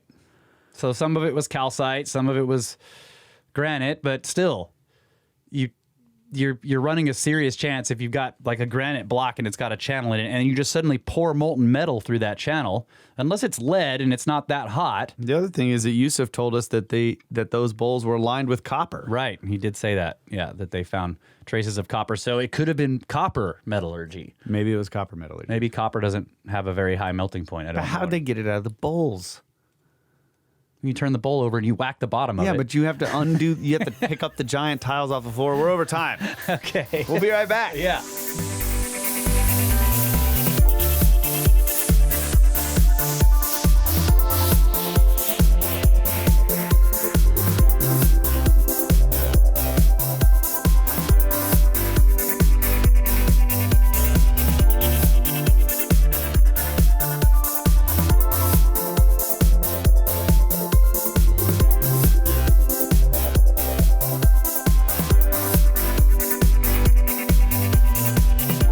are back, ladies and gentlemen. Brothers of the Serpent podcast, second hour. We're deep into talking about Egypt, responding to questions and comments from the Discord chat. So yeah, just to finish that up, I mean, I don't think those things were sewer systems. I don't know what they were, but whatever idea anybody has, you have to consider that it appears to be that these things were not meant to be accessed. So there's no cleaning out of the bowls. Yeah. Because they're underneath. They're underneath stuff. These giant tiles. And the holes that are coming out of the bowls could be considered drains are up in the top rim of the bowl, like an overflow drain in your sink. Mm-hmm. There is no other drain. So I mean, whatever idea you have as like a use for this, you have to incorporate those things. Like they can't be drained, they can't be cleaned out. So I mean, yeah, the biggest problem really is the access. Right? You can't get to them without moving some giant floor tiles. Yeah, and what would you want to store in the basin, in the bottom of the bowls, that you can't access, can't draw out? Right. You would want it to stay there. What would that be? I don't know. So, but I don't know anything about smelting. So maybe somebody who actually does smelting might see a purpose for that type of system. Yeah. I don't know. Yeah. I just can't imagine that you would want these hot metals flowing through there in a place where you can't keep them hot. Yeah. Which is they're beneath the bowl is bedrock. So I mean, where are they heating it? Underneath, you know, it would just go in there and then get hard and the only other thing then you could think of is a circuitry. Right. Yeah. That it's power. Yeah, some kind of those channels are just for wires or something. Yeah. You know, that's the other thing is like junction bowls. Yeah, junction bowls. The other thing I thought of was that they were, you know, that those channels had pipes in them or something like that. But I don't know. Then you would need the underside of the tile would have to have the other half of the tube for the pipe, unless you have flat pipes. So flat pipes. But it's interesting because on the Giza Plateau, Yusuf showed us a bunch of troughs cut into the limestone around, was it in front of the middle bedrock, in front of the pyramid, the Great Pyramid. And people were asking questions, and he's like, he pondered this for a while too, but he figured out that it was that they had cut troughs in modern times in there for wiring for a light show. Yeah. So they're just, you know, you're following these deep troughs that are cut into the limestone, and then you realize that they used to hold wiring, but they're just square troughs. These ones that were pointed out. Yeah. So the ancient troughs that are in the stone, there's no way those were used for wires, of course. Right. Yeah. Yeah. Exactly. And so, you know, another aspect is that the idea that these bowls were completely covered in giant stone tiles. Well, I didn't see any evidence of this. Yeah. Maybe the tiles had holes that you could open. Yeah. Yeah, those big calcite bowls were all put in a row. Yeah. They were clearly not, you know. So we don't understand what the actual C2 blueprint of the system was, and so maybe the tiles had doors. Yeah. Yeah. I don't know. They're very strange objects. And then at that place, Abu Ghraib, there's that really strange, huge calcite thing. The sun altar or something like that. And you're just like, what is this for? And it has evidence of tube drilling. Yeah. They shaped the sides of it with tube drills. There's one area where the tube drill has left marks where they cut a little too deep. And you can see at least two of the big circles left by the tube drill cut a little too far to make the strange flowery shape of the outside part of one of the top edge. It's hard to describe, but there are pictures of it. And yeah, it's got this big disc at the top, and you know, some people in our group were sitting up there and like meditating and stuff, and they're like, "Oh yeah, this is great." And we're like, "You're on the wrong tour. Stop doing that and get out the measuring tools." Keno, dude. Yeah, It's like, what are you doing there? yeah. Stop doing that and start doing science. I just nailed him. But yeah, speaking of tube drills, it appears that that's one of the methods for hollowing out these boxes, because there's a mark in the Great Pyramid box. Oh yeah, in the King's Chamber that Ben showed us right before we got kicked out. Yep. That is just a little bit of the edge of a tube drill that went too far, into the side of the box. Yeah. Now, you think you're looking down at this box, the tube drill was just drilling down. Like you imagine you run the tube drill all the way along the interior. Yeah, you draw a square on the top of the block, and then you start tube drilling out along that square, along the inside of the square until you've cut it out. And then, of course, maybe you just tube drill the entire interior. And there was evidence of that in the museum. There were small notches in the tops of things where you could see they had a bunch of tube drills. Yeah.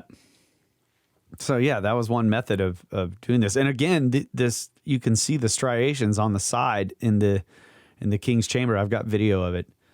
Of this, it's like the drill bit was a little bit too far out. Went outside the line. Went outside the line towards the outside. So it was left once they flattened the interior surfaces. There was one part where it was like you could still see the curved edge of the tube drill, and you could see the striations in it. And they're, I don't know, a 32nd of an inch apart. Yeah. Something like that. Yep. Around that size. So that thing was making its way. Deep. Yeah, biting deep. Yeah.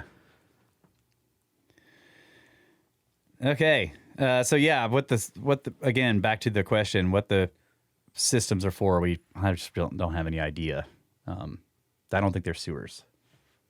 Yeah. So, okay, next question from Sean Davis, man. Did you guys get to see the crystal box that Ben showed in one of his live streams recently? And I followed up on this. He means the alabaster boxes that were beneath the step pyramid. Yeah.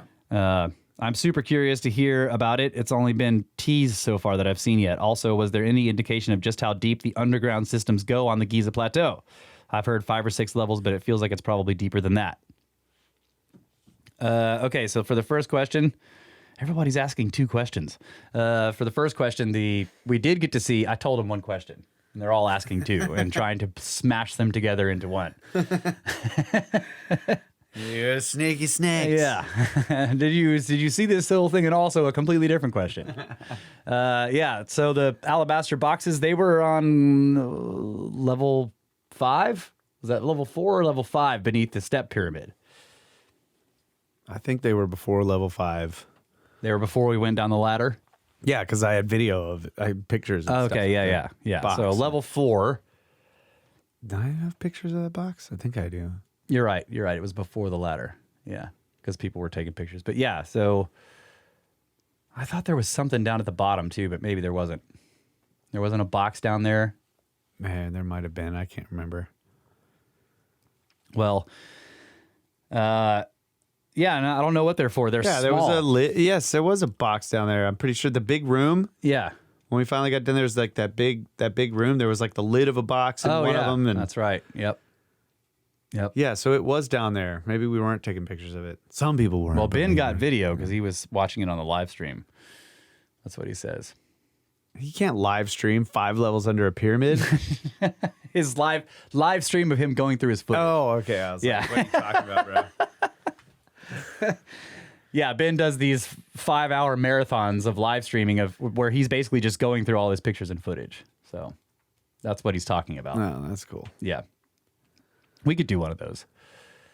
Anyway, we did see those. There were multiple boxes, and I don't know what they were for, and it's not really clear why they're down there, and they're kind of cramped. It's in the tunnels are small, but the boxes themselves are also small. Like if they were supposed to be sarcophagi, you could only fit like a child's body in there, or maybe an animal. They were not large enough for an adult human. I asked Yusuf about that. I was like, they're small. And he was like, yeah, they They'll tell you they were for children. He's like, that's the standard model answer. But yeah, they were beautifully made. And the lids that I remember seeing, the ones that I saw, the lids had the rounded, right? Yeah, they're like curved on the top, and except for the corners. The corners are square, yeah, but then there's this curve that goes across the top in the narrow width. Along the width. The curve is along the width instead of the length. Like a coffin. Yeah. Yeah. Similar to a coffin. And they were closed, so I couldn't really, at least that I remember, you couldn't really see the interior. The lids were on them completely, so didn't get to look at the inside and see, is it, smooth and square. But again, this is we're talking about, you say crystal, they're alabaster.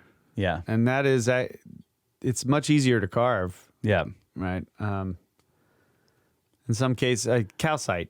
Yeah. It is a crystal formation, but it's soft. Yeah. Much softer than quartzite, granite.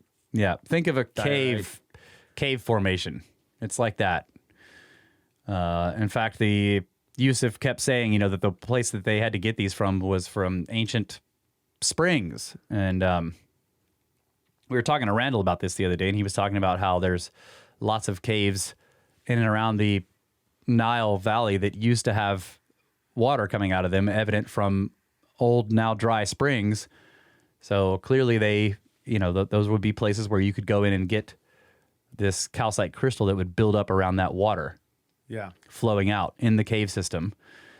So it has a beautiful, bright sort of gold yellow color, and it can be translucent if you cut it thin enough. So I don't know what the boxes were for, and they were... It's easy for, I guess, to shape using grinding. Yeah. You can grind it down. It becomes difficult when you're trying to chisel it. Yeah. Because it wants to shear along the... It wants to cleave. Cleave along the faces of the crystalline lattices.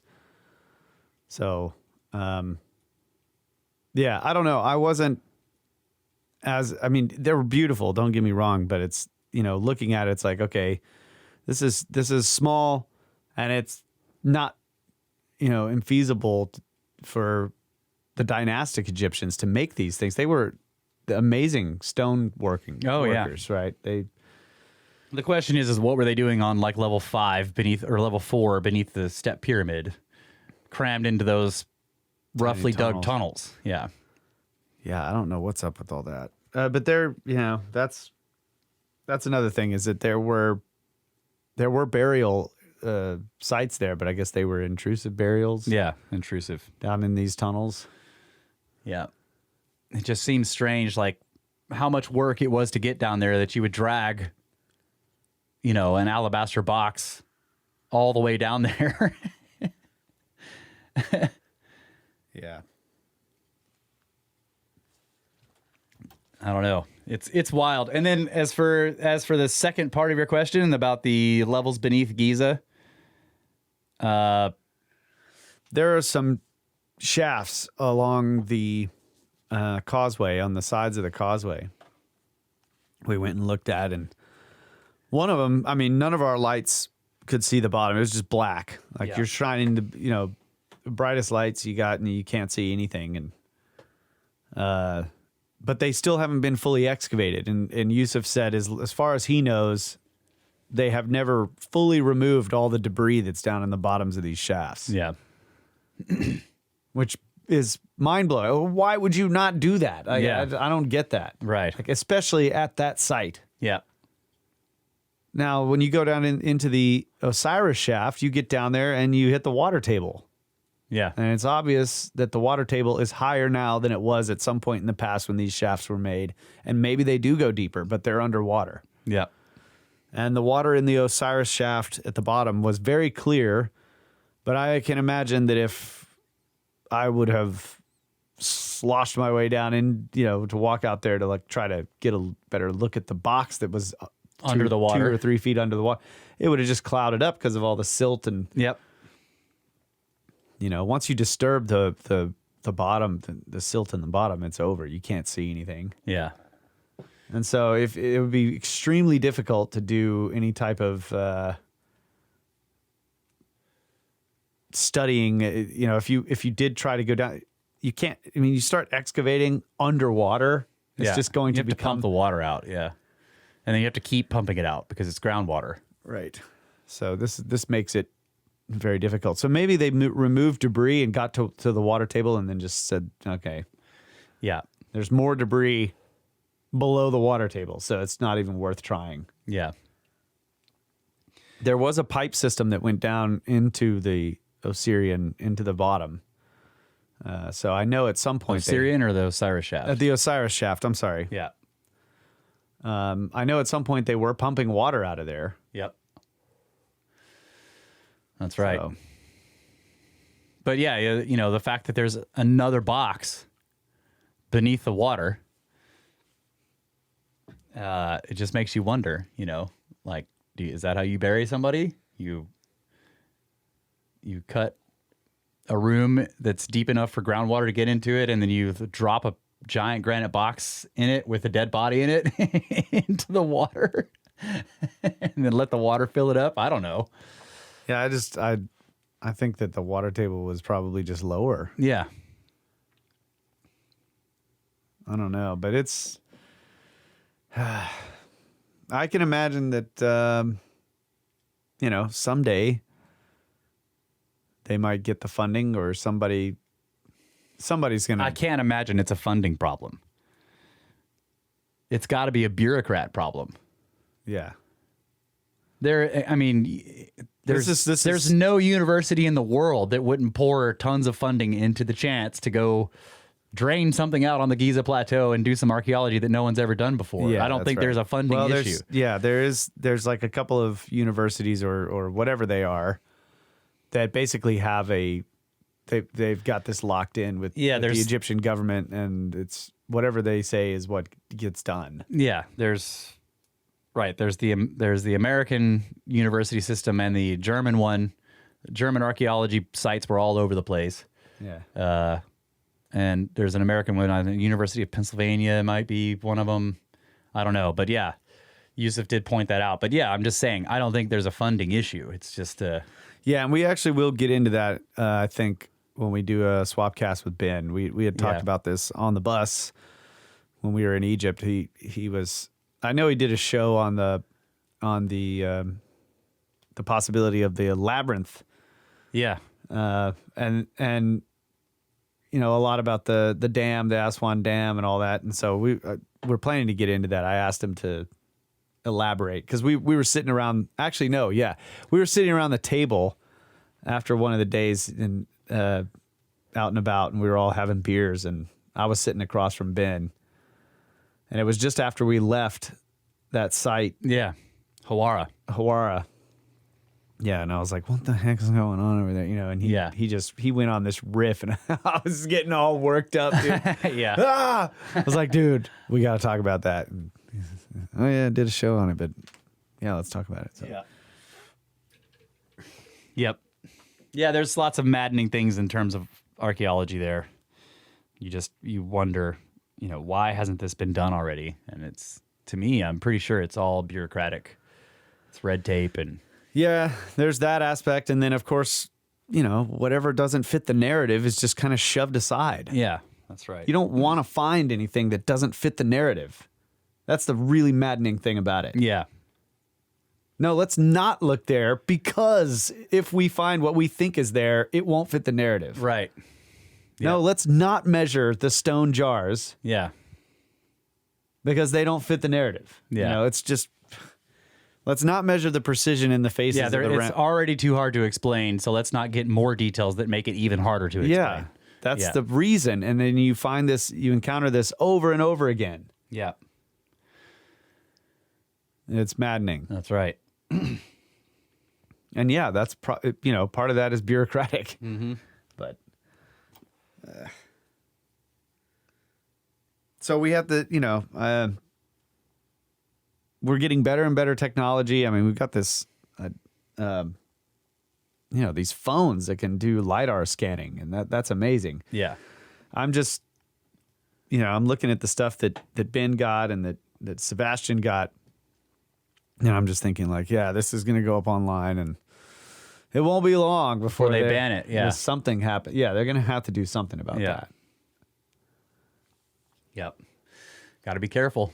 You got to get in while you can. That's what I'm saying. Now is the time. Yeah. I told Ben that too. I was like, they're not going to allow this much longer. And he's like, well, I don't see how they can stop it. I'm like, I don't know, but you guys are getting detailed LiDAR scans of objects.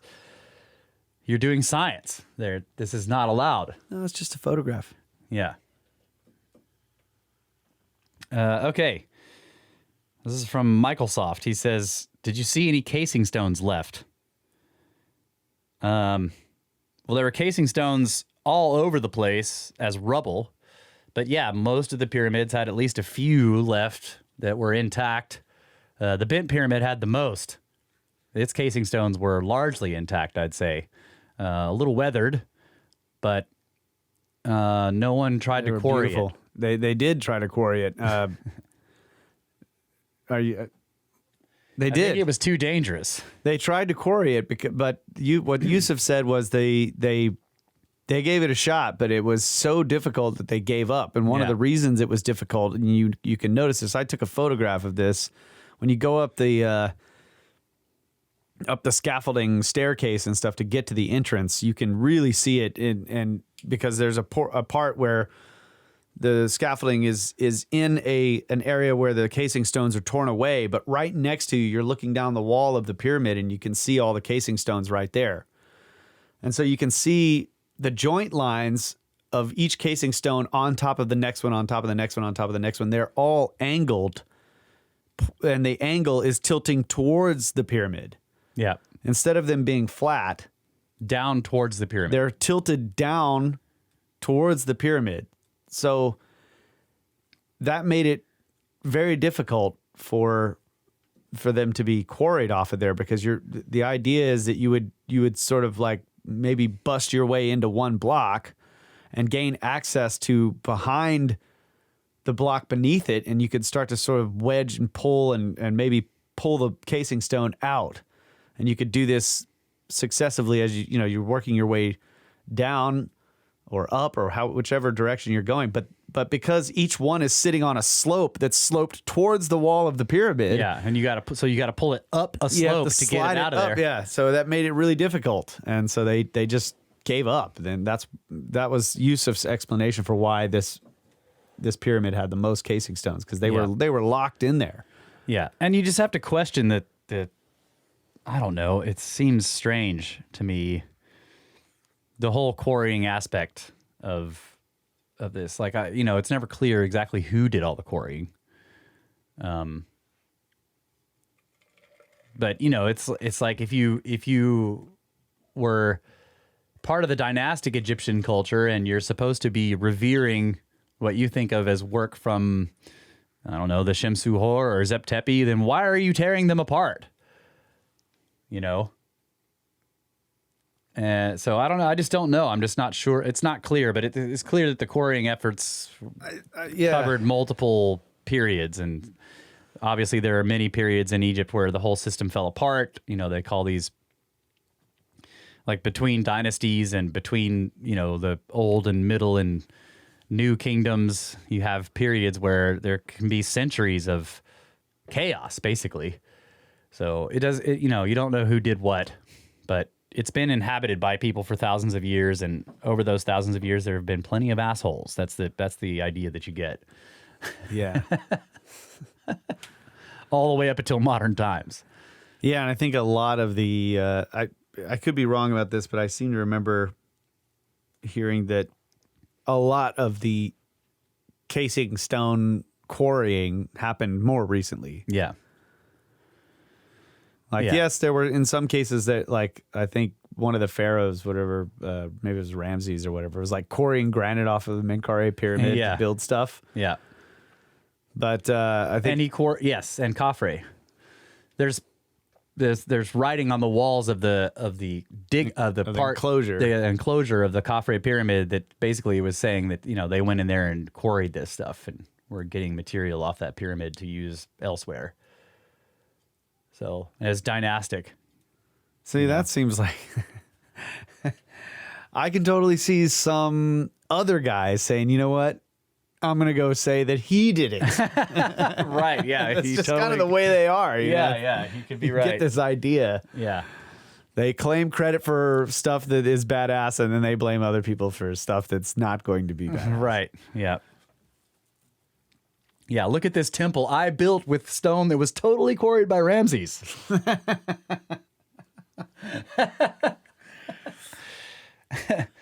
I don't know. I wonder if there's been attempts to match up some of that stuff, like, well, where are these casing stones? We have enough rubble around the pyramid to figure out, well, this is the kind of casing stone that they were using, and then here's this temple that seems to be built on the same stuff. Yeah, I don't know. I mean, that Tura, we saw a lot of the Tura limestone, and it's Extremely hard. Yeah, but it's like, I don't know that it would be so unique. In other words, that you would know which Tura limestone came from the Great Pyramid and which came straight out of the quarry and which came from wherever. Yeah.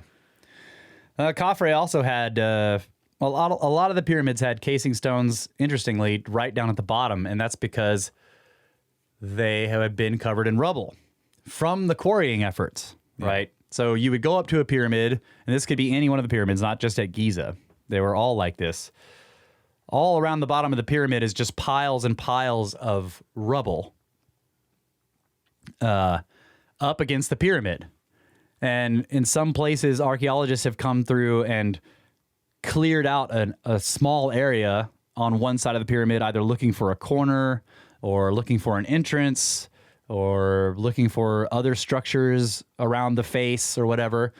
And as they dug out the rubble, there were casing stones at the very bottom that were basically buried in the rubble that had been protected from being... In other words, and Yusuf told us, like, yeah, so the people who were quarrying the blocks, the casing blocks off of the pyramid, it was too much trouble for them to clear out all the rubble that they had made from quarrying the rest of the blocks to get to the ones at the bottom.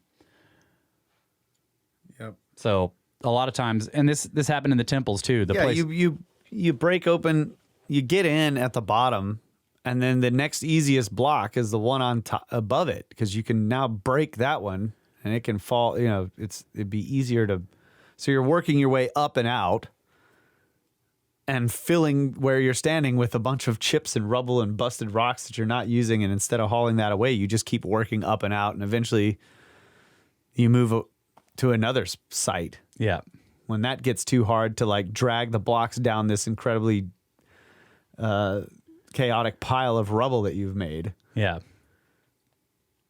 It's just weird because most of the casing stones, not only do they're deep, right? Each casing stone, you see the face of it, but the block itself is actually very deep. It goes...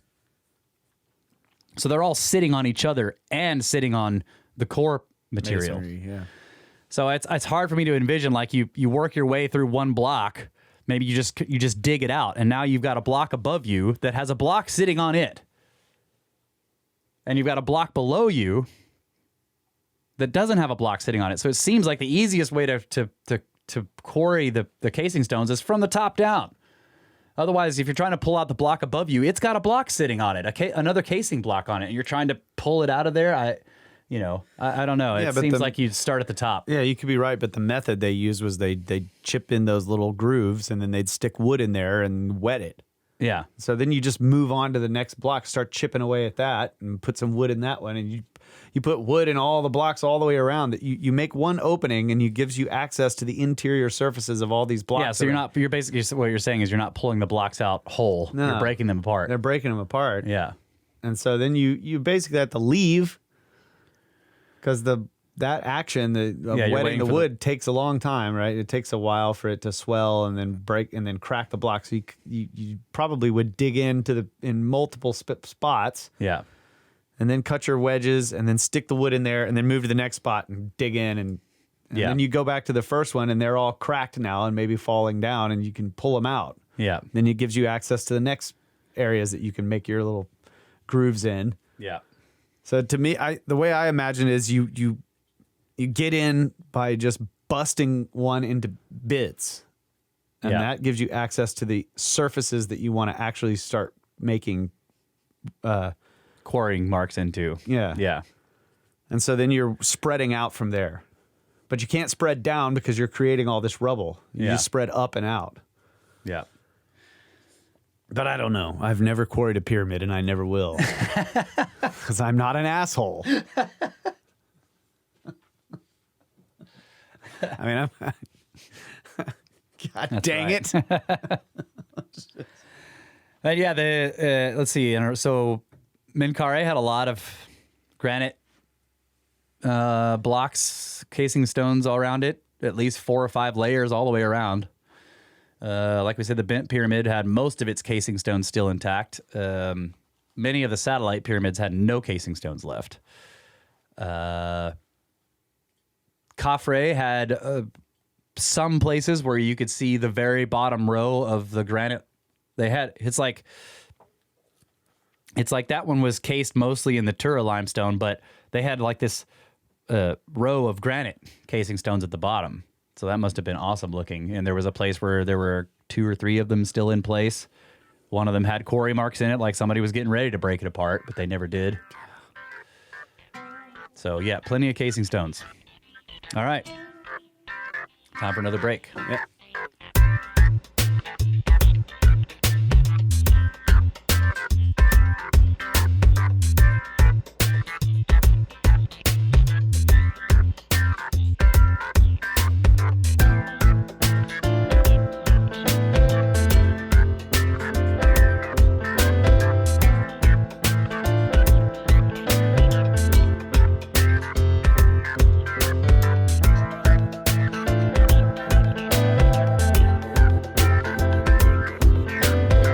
The only place where you can go to hear my full dissertation on how to excavate and quarry blocks off of pyramids. Brothers of the Serpent podcast. I'm probably totally wrong. But that's par for the course here. Maybe we can get Yusuf on someday and he can answer some of these questions. Yeah. Like, how do you think they did this? Like, what's the process? That'd be great to get him on. Yeah. We could probably get Yusuf on. Yeah. Let's do that. Yeah, we'll try for that. All right, we got a bunch of more questions. Let's see if we can get through some of these. This one is actually 5 questions from LP. It's supposed to be 1 question, guys, but he says, has the trip changed the way either of you view the big picture of the past? Years of build-up, a podcast was created, loads of collective energy went into it. Has it significantly altered your ideas of our human history or refined them? Has it put different or new questions into focus regarding the how and or the why? Yeah, that's like 4 or 5 questions. Yeah, the trip changed a lot of stuff. But I think mostly what it did was it reinforced the indications that we're looking at more than just dynastic periods here, so that the history goes back much farther, since the dynastic abilities don't seem to match up with the work that we see at some of the sites. Now, Yusuf kept pointing out, like, the dynastics were masters of stone in their own right, but they clearly used more primitive methods. You could see chisel marks. You know, and then they used softer stone where the chisel marks could be smoothed away. It's a totally different thing when you come up against granite and granodiorite and then some of these crystalline objects that not the calcite, the much harder stuff. Like those bowls were a different kind of crystal. They were like this quartzite. What? No, they were calcite. They were calcite. There was one quartzite bowl, though, that was at Abu Sir or Abu Ghurab. Was it the other one? Abu Sir. Okay, it was at Abu Sir. And that one was still in position. It was still in situ. That's the one he showed us where the whole sewer system flowed to? Yeah, that was quartzite. Yeah. Yeah. So which is as hard as granite. You wonder about this. You know, you wonder in some cases, are you looking at like what amounts to like cargo cult kind of copying? Because at Abu Ghurab, where the other bowls were, around the side and kind of off around back of the pyramid, there were 3 limestone ones where somebody had made what looked like poor copies out of limestone of the. And they had multiple tube drill holes in them. Yeah, they had 3 holes in them. And I don't know. It was weird. But yeah, I think it's. I feel like it refined. There's definitely a lot of. There's a lot more detailed understanding, I would say, of these sites. So in some ways, it I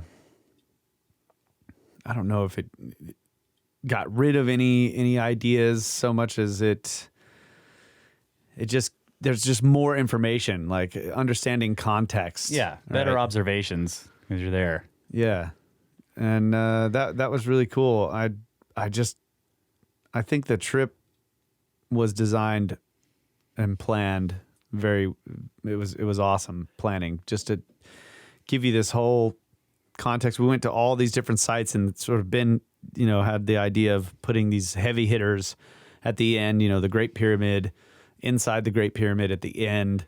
Serapeum. The Serapeum near the end. So before you see these places, which have been the focus of attention in many of his videos, and, the Serapeum being one of his favorite sites, one of our favorite sites to ponder, you're seeing all of these other things that are very similar, right? We're going into all these other pyramids. You're crawling through these really small shafts, and you're seeing these stone boxes, and some of them are more precise than others.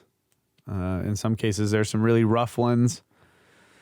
You see all these pyramids that are dilapidated and falling apart and made out of different stuff, but then you see the basalt is there, the quartzite's there, the granite is there. And so you're kind of building these patterns in your head as you're going through and going and visiting all these different places. Oh, yes, I recognize that. Oh, I recognize this. Oh, yeah, I saw this over there. And then you get to the Serapeum, and it's like, this is the, this is like the mother lode of boxes, like the biggest freaking boxes, and in the most mind-boggling situation. Yeah. What were they doing down here? So it was just more context for that.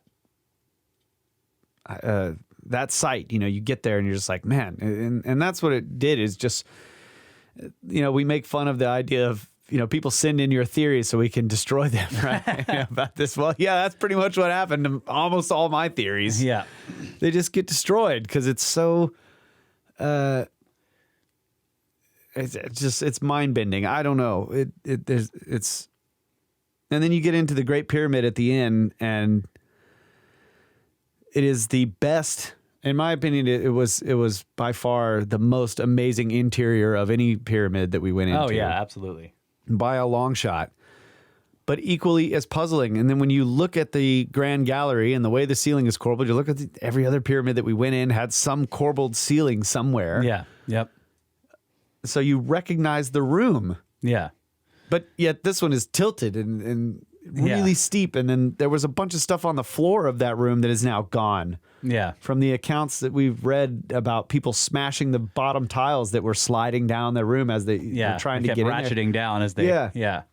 And so there's all this stuff that's just gone, and you're like, I wonder what it looked like when it was new. But every other pyramid was like that too. You get in there and there's piles of rubble, there's holes in the walls, there's floors that are completely destroyed and multiple levels down. Yep.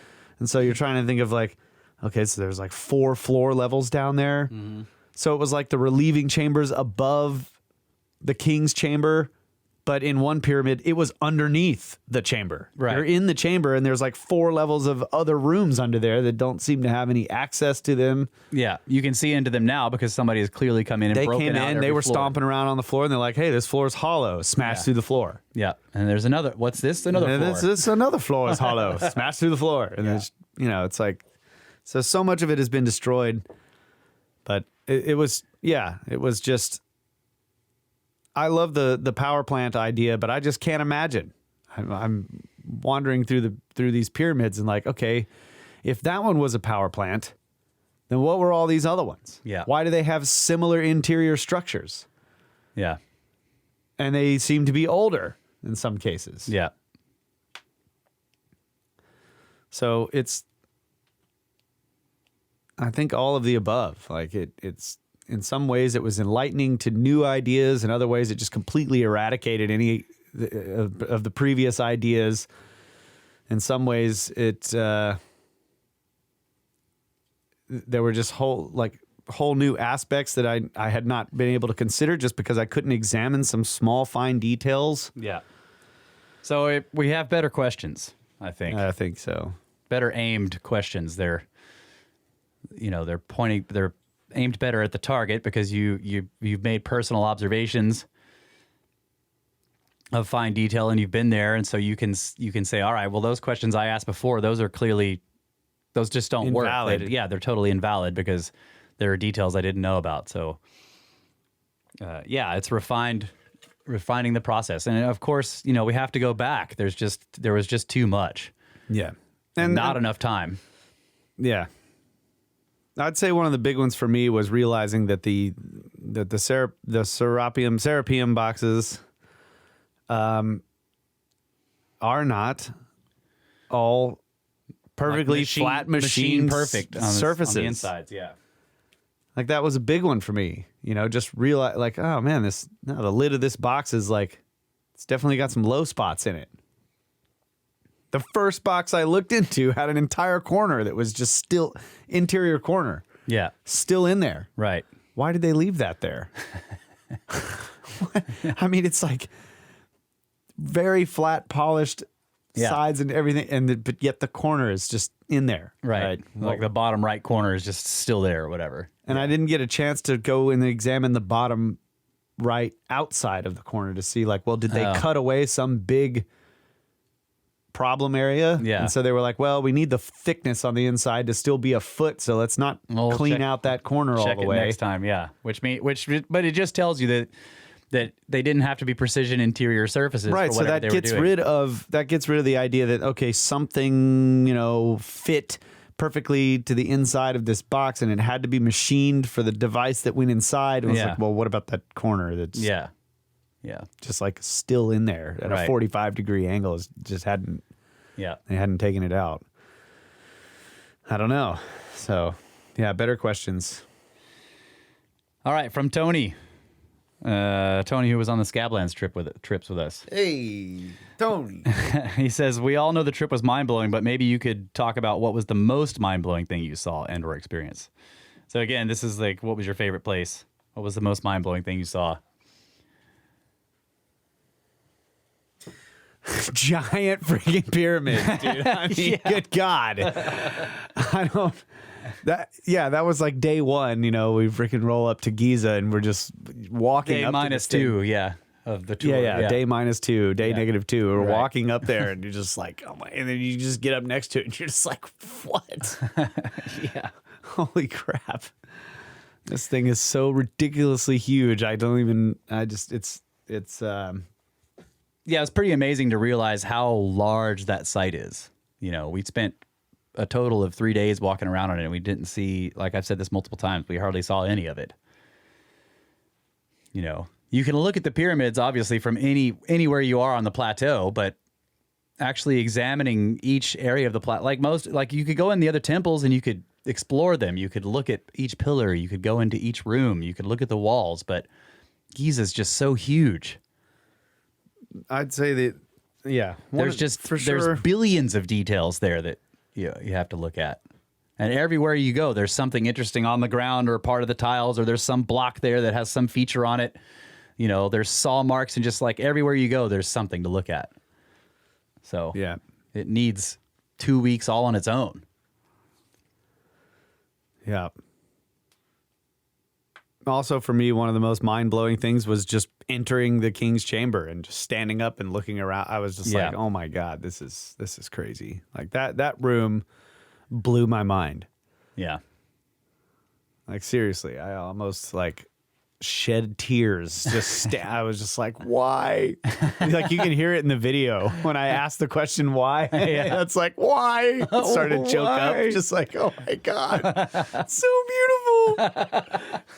What does it mean? Exactly. It's so mind-blowing. We need that as a soundbite.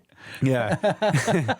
and I just thought of this, that, we're climbing into these Serapeum boxes, and there's giant granite boxes, single piece boxes. But then we went into the under the step pyramid of Djoser. Giant box in there that's a multi-piece box. Oh yeah. And you can see that the granite piece, the what makes up the ceiling or the roof of the box is like these giant granite beams that are stood on end, like you would stand an I-beam or something up. Yeah. You know, they're not on end. They're they're sitting on the narrow side. So if it's like a 2x4, you stand it up so that it's sitting on the narrow side, on the 2-inch wide side, and the 4-inch is the vertical side. Yeah, so they're like beams, but they're all right next to each other. Well, the King's Chamber is built the same way. Yeah. It's this giant multi-piece box, and in this, the slabs in the sides are different sizes and shapes, but they're roughly squarish, rectangular. Yeah. And they build up to the top of the walls, and then there's these beams that are just boom, boom, boom, boom, boom, laid side by side. That's the King's Chamber. So that box is just like the box that's inside the step pyramid. Yeah. But in the step pyramid, you don't enter the room inside the box. You enter the room outside the box. Yeah, that's right. And it's at the bottom of this enormous shaft. Or I guess maybe you could call it a very tall room, square room. Yeah. But it's dug into the bedrock. Yeah. That box is sitting below the bedrock. Yeah, that's right. But you can see way up there, you can see the actual masonry up at the top. Yeah. And most people, when they go in there, they go in what is called the Persian entrance. That's what they call it. I guess the Persians dug through there, and you just stand and you can look down and see the top of the box. But we got to go down to the bottom and actually stand next to the box and then go in all the tunnels below it. Makes me wonder if there's actually a giant, like if there's chambers around the outside of the King's Chamber. Yeah.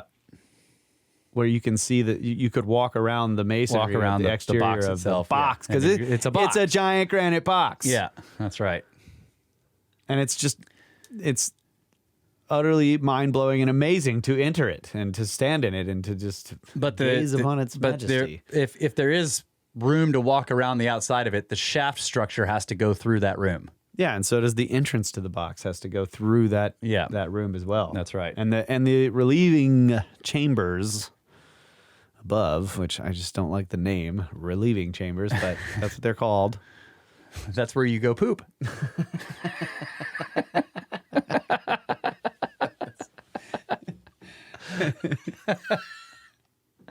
That's what Yusuf called every bathroom, the Temple of Relief. So it's kind of a play on words there. These are relieving chambers, the Temple of Relief.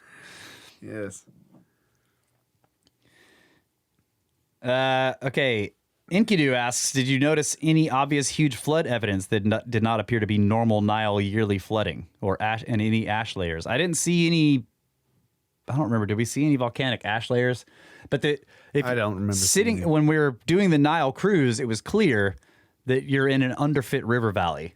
Oh yeah. Because you could be up on deck of the ship and you look out at either side of you, and there's this patch of green, verdant, like thick green palm trees and people who are farming, or there's ferns, and then sticking out way above them is desert and rock, and they're sheer-sided cliffs. So yeah, there's evidence of flooding through there, and we've gone through some of this with Randall too, like that the entire Nile is an underfit river in a much larger, catastrophically cut valley. With, in a lot of cases, sheer-sided cliffs indicating that it was, cut by when the Nile was enormous. So, yes, there was plenty of that.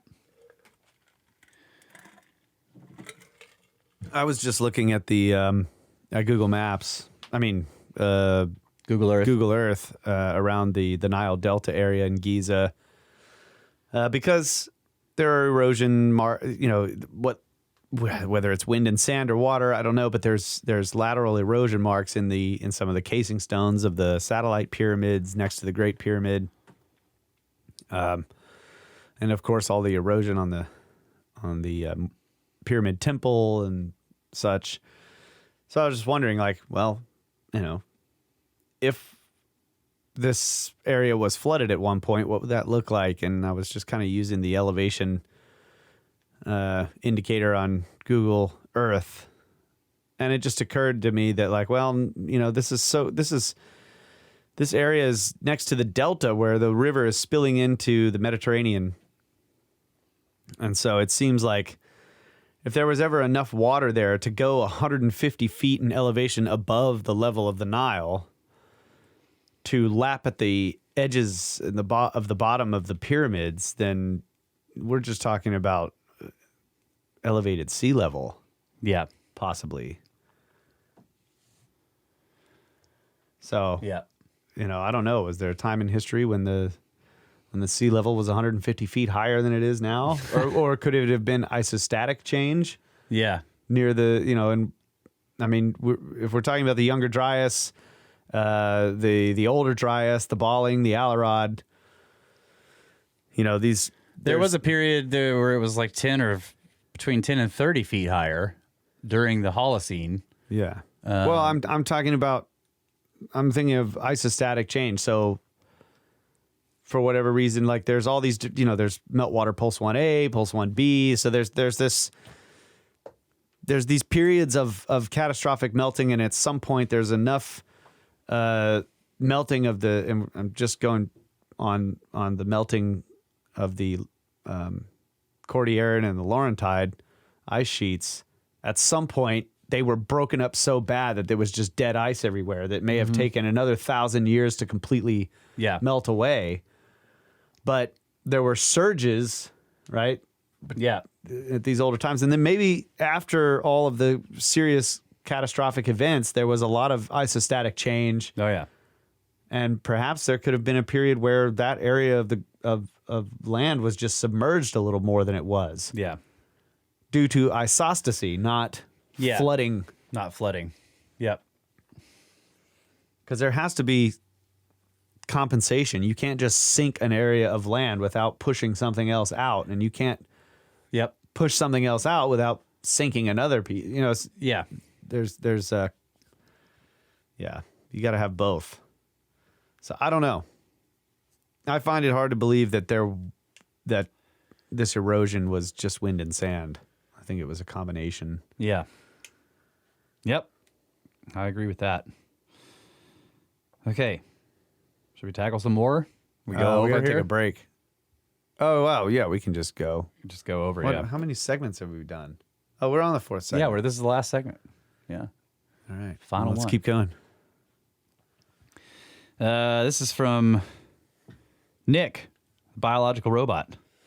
How's it going? Did you come across any officials of Egyptology on your travels? And if you did, what was their attitude towards your investigations and the alternative views of history? Or were there security guards or locals, or were you just left to get on with it? Yeah, plenty of security guards, plenty of locals, especially at Giza.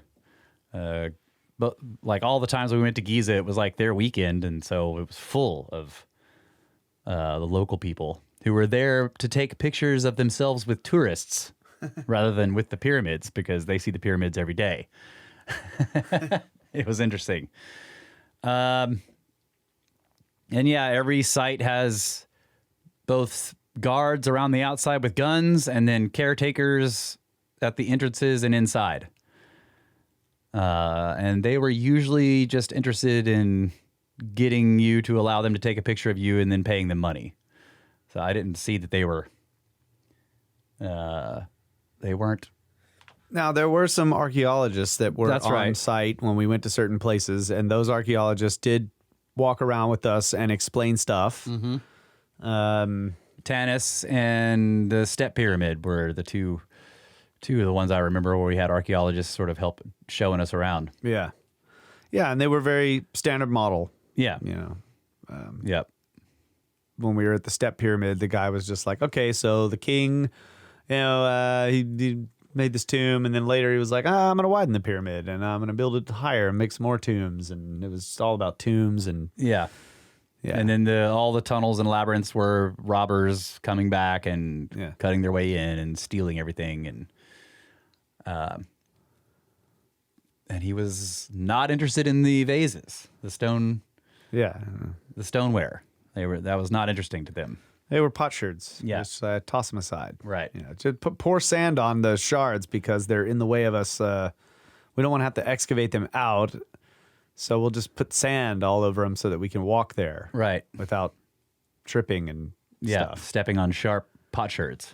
Yeah. And that, I mean, it's understandable that potsherds are not a point of interest over there because of just the incredible amount of potsherds in some of the sites. It was just, that's all it was. It was like 30 feet of sediment or whatever it was that they're digging through to get to the actual masonry of some temple, and it's just full of pottery. Yeah. And in shards. And maybe you find a whole one here and there, and they would probably take those away and preserve and try to put them in a museum or preserve them somewhere. But for the most part, when you're walking to the site, you're just walking on pottery. Right.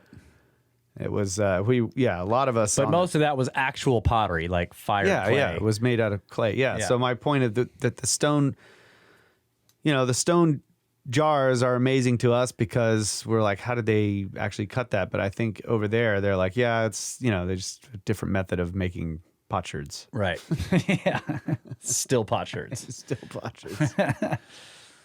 And we had a couple of official guides with us. You're required to do that. But these guides both were really cool, and they've worked with Yusuf before. So they kind of like you said, let us get on with it. But in a couple of places, they would, like at the museum and Edfu at some of the Ptolemaic temples, we'd stand outside of the temple and they'd give us their spiel, which was cool. Like one of them told us the entire sort of detailed story of Osiris and Isis and Horus. Yeah, that was at what was that? Ptolemy the Eighth. That temple. Where was that? I can't remember. I thought that was at Edfu. Was it at Edfu? Yeah, maybe it was. That's Edfu, when we were standing outside. The giant no birds were down there. Oh yeah, that's right. That's right. That was Edfu. Yeah. The statues of Horus as the falcon that just basically look in their faces like they're always saying no. That's right. No. No. Okay. Let's see. Does it seem like it would? This is from KK22. Does it seem like it would be possible to snake something back up the sewer systems underneath the undisturbed paving blocks that cover, and get some material samples? Did we see any undisturbed ones? I didn't, and I think that if they were undisturbed, we wouldn't have seen them because we would have been walking on the tiles. Yeah, there were places that were tiled. Yeah. Lots and lots of giant tiles. Yeah, so there could have been sewer system like, they're not sewer systems. Right. Quote unquote channel block systems underneath that we just wouldn't have known about. So I don't know. Yeah.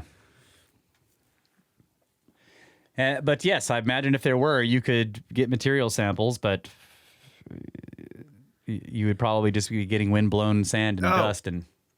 I don't know. That just reminded me of, and this is kind of going along one of the previous questions about shafts and things, tunnels unexcavated or whatever around Giza.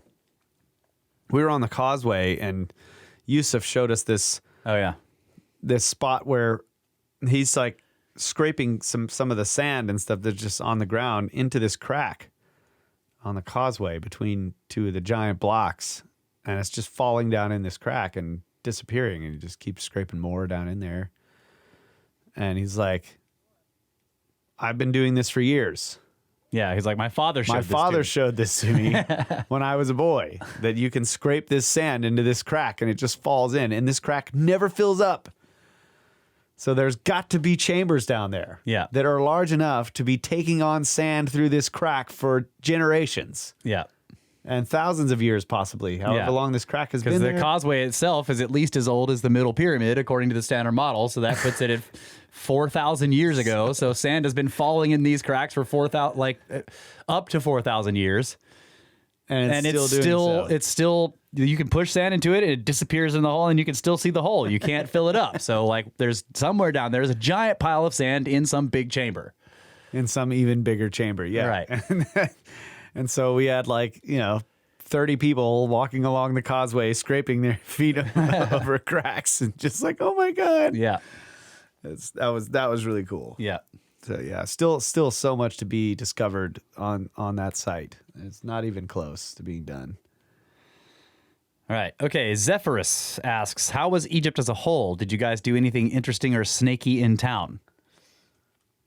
Like, did we go partying? Is that what he's asking? I don't know. Like in town, we were all over Egypt. So we were in Cairo, we were in Luxor, we went to Aswan. So it's we did most of our partying in the hotels. Yeah. And on the boat. Yeah. Which was a floating hotel. But yeah.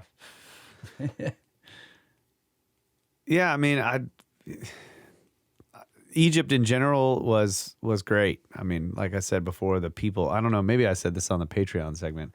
I had a number of beers by that point, so I don't remember. But yeah, Egypt was just great. I think the people there are really awesome. I of course there was some culture shock in the beginning, but just getting along and learning from day to day, interacting with these people, it soon became easy to just open up and just be cool with them. And they're awesome. I love the Egyptian people. So kind, friendly, just very genuine. And that was a pleasant situation the whole time. It was a lot of fun, and I'd love to go back. There was times when we were on the bus and driving through these small towns, and the people would just come running out of wherever they were in the alleyway or out of the houses and stand on the roadside and smile and wave, and Yep. they were just so welcoming, and it was awesome. Yep. So. And then on the bad side, Cairo has a huge trash problem. They have a construction issue. I don't know, like an infrastructure issue. So those things were heartbreaking to see because everywhere you went, there was just enormous amounts of trash everywhere. So, it's like you're on the one hand, it's beautiful and the people are lovely and then they're just surrounded by rubbish, trash everywhere, all over the place. It's crazy. Yeah, it was difficult to see in the channel. They dammed up the Nile, and then they built all these channels Canals and stuff. Canals that go out to the agricultural areas and stuff. And man, that was just You're driving by these canals, and the canals, that's the lowest thing around, and so the wind's blowing along and pushing trash around, and the trash all ends up in the canal. Yeah. And so the canals are full of trash, and then eventually they come along and they dredge out the canals. And so the walls, the banks of all the canals just look like landfills. It was just piles and piles of trash on the banks of these canals. And then, of course, the trash was still in the water. And, that was really hard to take. I mean, just looking at that was just like, oh, my God, like makes you want to be able to somehow solve that problem. I don't know. It's so monumental. It's just like, it's a big problem. And it'd be great to see some entrepreneurs come up with some way to fix that problem. Yeah. But there might be a lot of bureaucratic issues there too. I don't know. Right. How they spend money. And, I don't know. I'm not getting into the politics, but it's just, who knows? But yeah, that was rough. And then just so much of the building's just unfinished. Yeah. Rebar sticking out of the top. So. Yeah, there's like 21 million people in Cairo. There's like, I think 1.5 million in San Antonio or something like that. Right. Yeah. So it's like you're driving through Cairo and it's just, you're driving in this gigantic alleyway between apartment buildings, and they're all, I don't know, 5-10 stories high. Yep. Or more. Most incomplete. And almost every single one of them is incomplete with rebar sticking out of the top, and there's places where there's no windows, and Yeah. down at the bottom, at the ground level, there's just trash everywhere and Yeah. dirt alleyways, and it was just, I don't know. Wow. All right. That was Matt, rough. Yeah. Matt in Delaware says 2 questions. Nubs. Any ideas why or what these were for? And also, which phase of construction were these from? One or multiple phases? I think we're both kind of leaning very much towards the idea that the nubs were for lifting at this point. We saw many nubs that were clearly for lifting. And there's possible explanations for the other ones that don't seem to fit as lift nubs. They used to be lift nubs and they were being removed. So yeah, I mean, they look like lifting things to me. Yeah, again, the off-centered ones where if they were fully nubbed out, that you wouldn't be able to lift it because they're not, centered. The idea is that they were centered when the block was its full size that came from the quarry. Yeah. And then they broke the block down to a smaller piece, and when they were building the wall, and that's why you have off-centered nubs, because a piece of the block was removed. Yeah. So that's an idea that might possibly explain that. Now, I do remember a video of Ben's where he shows nubs sticking out of a mountain. So, Right. surely they weren't trying to lift the mountain, but I think that they could be used for other things as well. Rigging, I don't know. Yeah. So, but that was in Peru or something. Yeah, that was in Peru. Yep. Maybe they did lift that mountain. Who knows? And question 2, caves/tunnels under Giza. Did Yusuf give any insight into the extensive cave network under Giza and any ideas on the purpose or which phase of construction these are from? That's like... Didn't you talk to him about that? The cave system under Giza? Because I think his father used to run around in these caves when he was younger. Yeah, he just says that it's like known that stuff is there, but how much it's been explored by archaeology. Yusuf would go back and forth in telling you, like, they have looked at these things and they have found them, and they just don't say, or they keep them secret.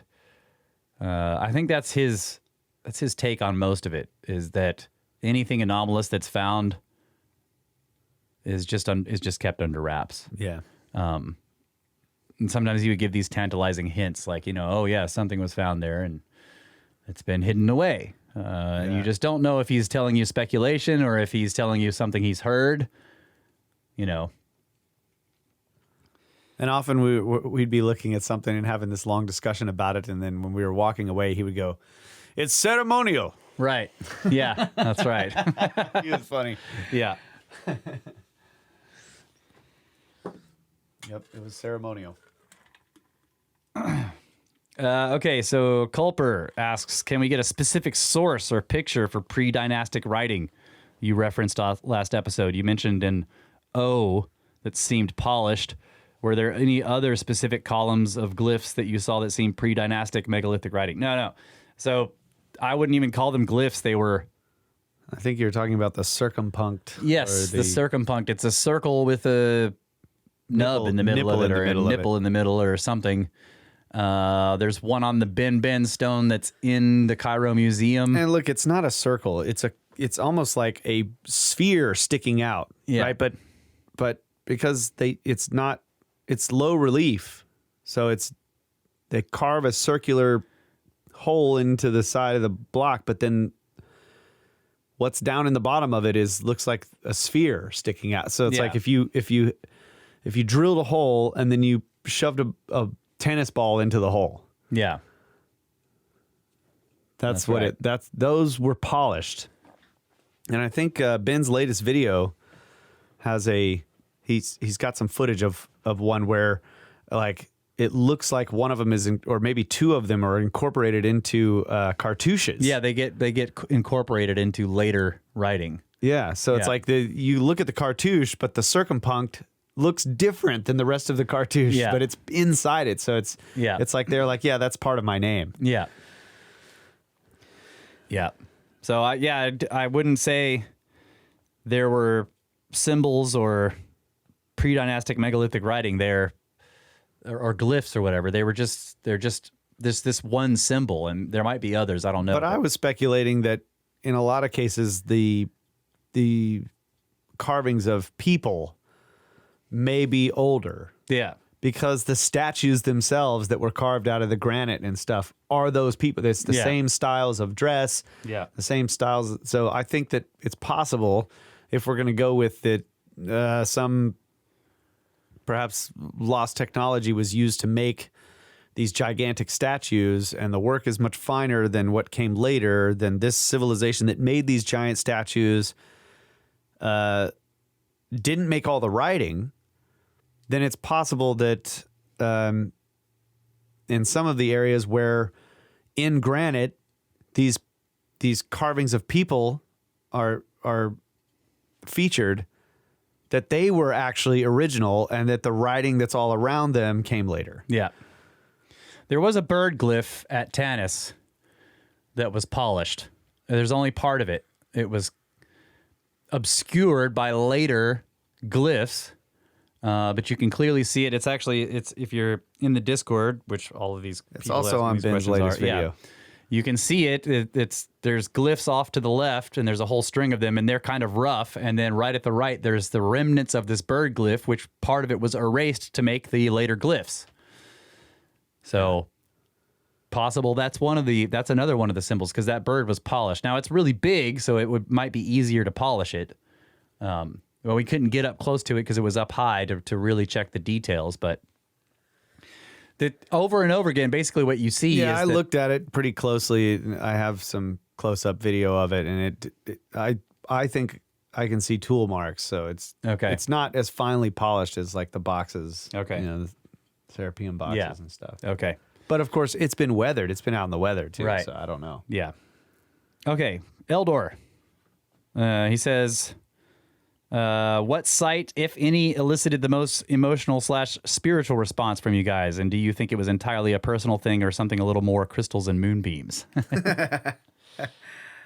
I didn't get any crystals and moonbeams sensations. I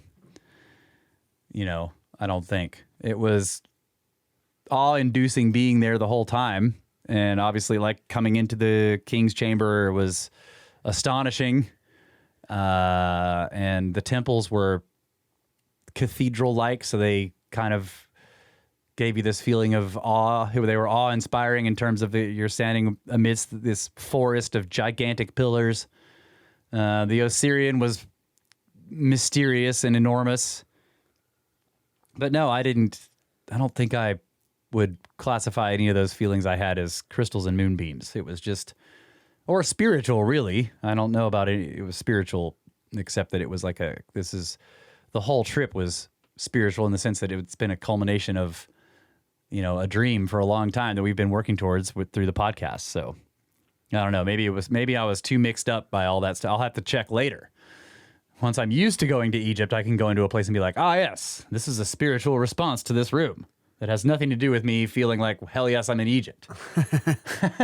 Yeah, I would have to agree with all that. I would say the closest thing to a spiritual experience was stepping into the King's Chamber, and to me, the what I mean by that is it was the connection to the builders and the whatever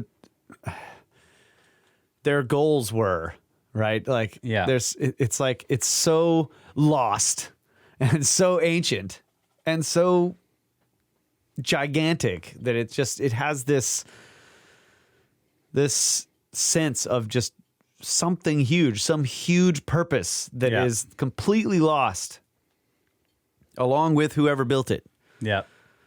And it's so amazing as a structure and as a feat of engineering and execution that, the spiritual connection was to those people, whoever they were, through that structure and whatever they did. That happened to me. The gigantic question of why. Yeah, that happened to me with the Assyrian too. Yes, that one thing. Too. Yeah. So but it wasn't like. I had the same feeling when I was in that cathedral in Italy. Yeah. You know, it was the connection to the people who built it. Right. Not a connection to like some kind of higher being or anything like that. It was just, you're just like, what is this for? Yeah. Who were these people and why did they do this? Yeah, I would say that it was very much like finding an ancient artifact. Like when you find an arrowhead, or when I find one, there's this feeling of like awe in the work, and then this mystery that accompanies it. And of course, with an arrowhead, it's this small little, feeling. It's just like, dude, yes, but like, whoa, this is cool. what were they doing? Yeah. And then, of course, in the king's chamber, it's just that, by orders of magnitude greater. Yeah. It's like, all right, Tony. All right, this is the other Tony. Yeah. What is the thing you most want to do when you go back? get in every single box. Yep. In the Serapeum. Spend a lot more time at Giza. Spend a lot more time in the Serapeum. Yes. And yeah, being outside, being able to freely walk around outside at Giza, just take our time. Yeah. And yeah, same deal with the Serapeum. Like, we just need to spend some time in there. Yep. And go back with better tools. Yep. And yeah, I'd like to get into the Sphinx enclosure. We didn't do that this time. And get a close up look at those walls and stuff. Not the Sphinx. The Sphinx is cool, but it's too modified. So. Yep. I would like to get into the Sphinx Temple. Mm-hmm. That was closed. But it was closed. Yeah. Yeah, I'd also like to spend some more time in the Valley Temple. Because, yeah, same here. We did kind of some quick walkthroughs. All that Giza stuff. Okay, this is from Black Shaman. And he says, I have many questions about the flint-napped sword. I want to know all you know about it, and also what purpose do you dudes think the schist disc was created for? Real quick on the last question, too. I want to go all the way back to the bottom underneath the step pyramid of Oh, yeah. Dozier. I got to do that again. Yeah. That has to be done again. That's been haunting me. So, yeah, I definitely want to do all that. Yeah. But, yeah, okay. All that I know about this giant sword made of flint.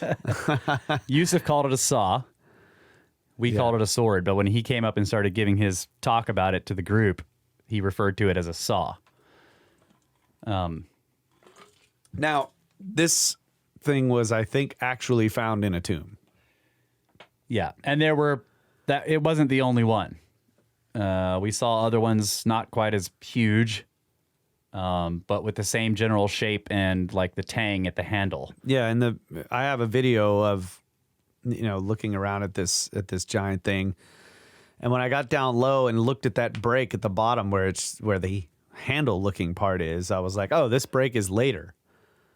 I was like, that's not work, that's broken. Because it's just flat. I mean, it's just broken off flat. There's no, like, typically when you see something that's intentional on a piece of, like a worked piece of flint, it doesn't have like a flat, blunt edge. No, It's been chipped away. Yeah. Well, no, because there were other ones, and Russ pointed this out. Like, hey, look, there's other ones right here, and they have that exact same break. I mean, it's very. I mean, they are the same. Yeah. And the way they broke it off was just literally somehow. I don't know how they did this, but they just whack it and knock the whole piece off there without somehow. breaking the without shattering the entire thing. I don't know how they did. And this. they got the same shape. They did.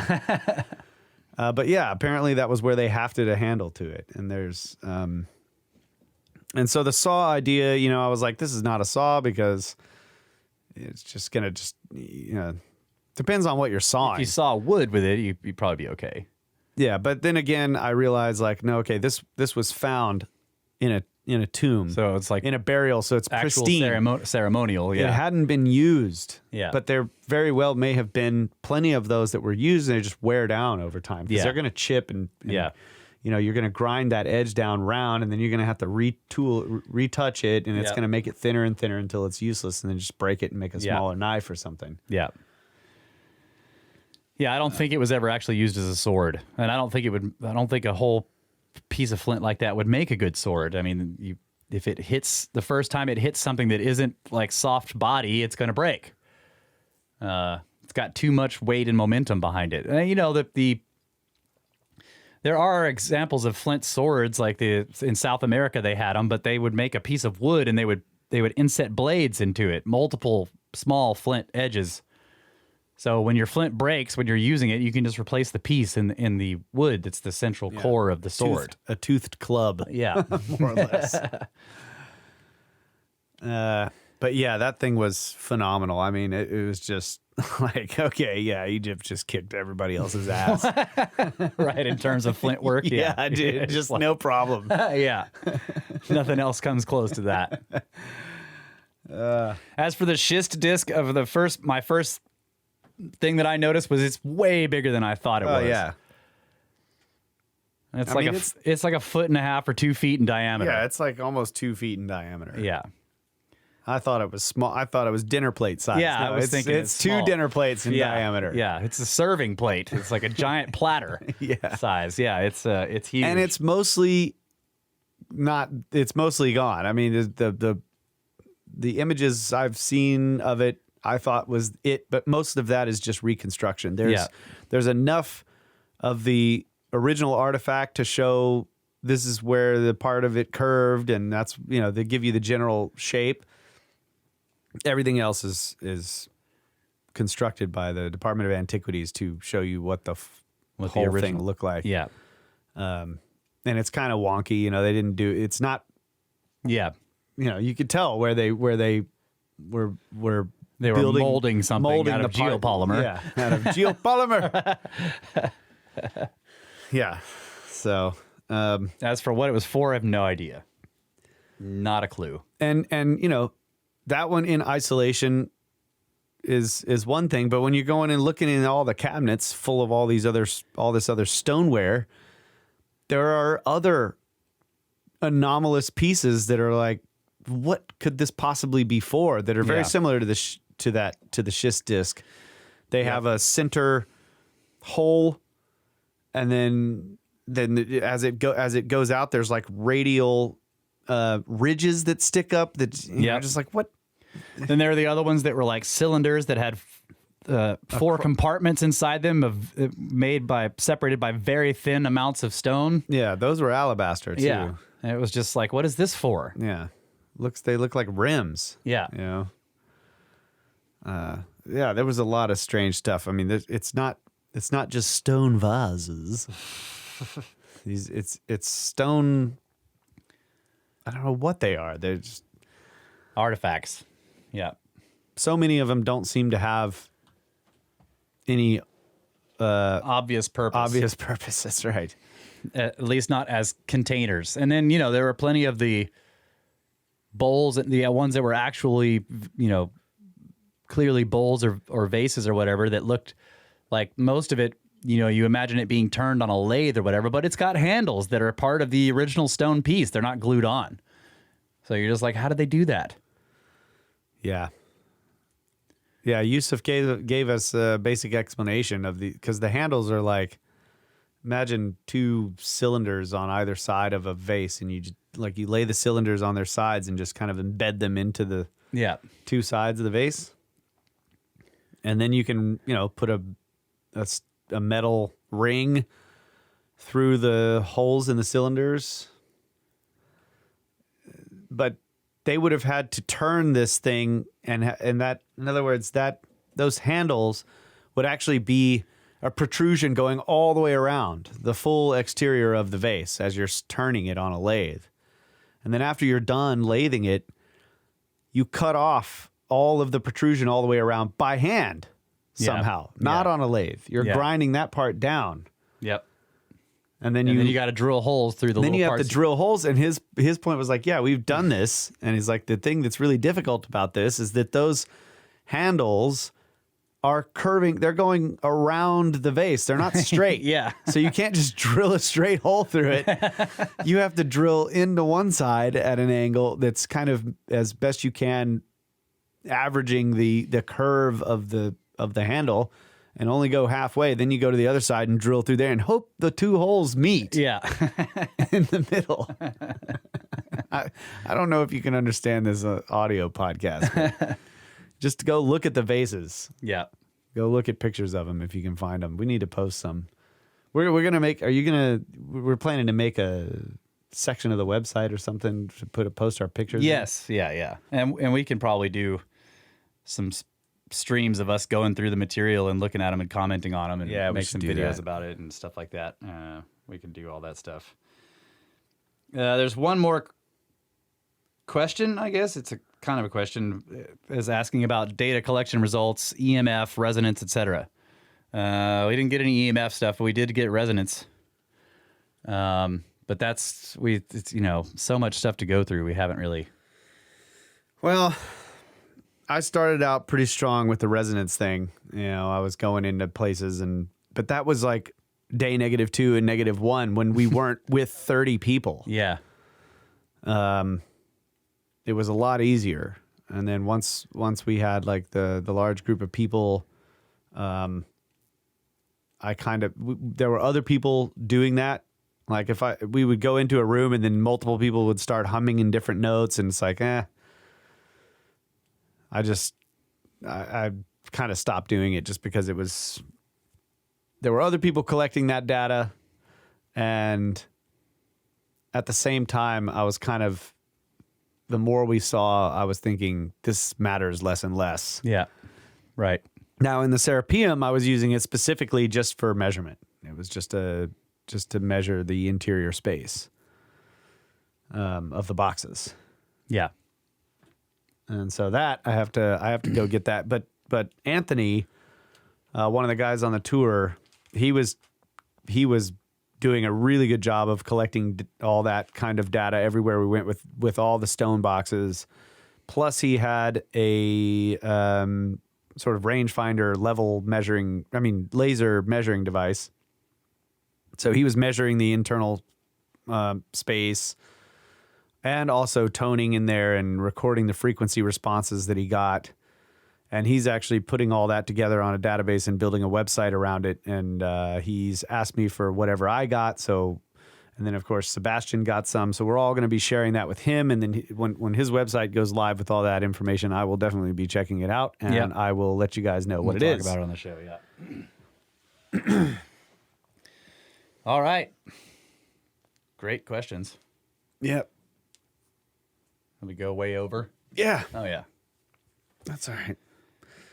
Yeah, so before we go, I just want to do the well, yeah, let me just do the Discord thing here. Okay. For everybody who's listening, if you're not in the Discord, it's a great place to join up with a bunch of other like-minded snakes, people who listen to the podcast, and there's tons of channels in there, people talking about stuff, and of course we took our time all through Egypt, and we do this while we're on any trip. We do this with the Scabland and everything. We post lots of pictures and a day-by-day. It's like a day-by-day recap of what we're doing, almost live, in the true Snake Bros fashion. Live but not live to the Discord. So there's a whole channel in there called Straight to Pyramids with, literally hundreds of pictures from our trips. So you can join. You could go to the website and find the connect button. Discord works either if you're on a computer, you can just run it through the browser. If you're on a mobile, you can use it as an app, make an account, and then you go to the website and click the connect button and you're in. And when you first join, there's a little bit of a test because we got to make sure there's no trolls, So when you get in there, you'll be asked 5 questions. 3 questions. 3 questions. And once you've answered the 5 questions, the 3 questions, then you can get into the Discord and you can troll all the channels. So I recommend everybody do that. And we got quite a lot of people in there. It's a happening community from all over the world. So there's it's 5 people in there. 3 people. Oh, three people.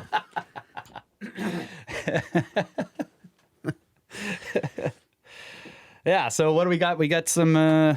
Yeah, first of all, let's go. I'm backtracking here. This is going to the pyramid scheme donations, the one-time donations. And this is where you can also put a note in on the PayPal.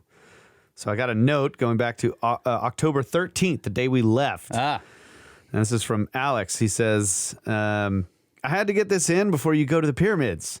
Been listening since the Gantenbrink episodes. Buy a rock or something with this. Snakes! Buy a rock. And we did. We definitely bought a rock with that. Thank you, buddy. Thank you. And I have, let's see, one other note. From Chandra, she says, keep up the great work, particularly the live streaming. So she wants us to do more live streaming. We'll have to do that. Yeah, so like Russ said, we might be live streaming some us going through pictures and stuff. Yeah, just informal like Ben does it. He'll spend hours just kind of informal, looking through his pictures, talking about stuff, talking to the chat. So yeah, we could do that. And then also from Liam, he says I guess you read his email earlier. Yeah. Liam Johnson. He says, spend it wisely, snakes, on beer. Which I definitely did. Thank you. That was all right. When was that?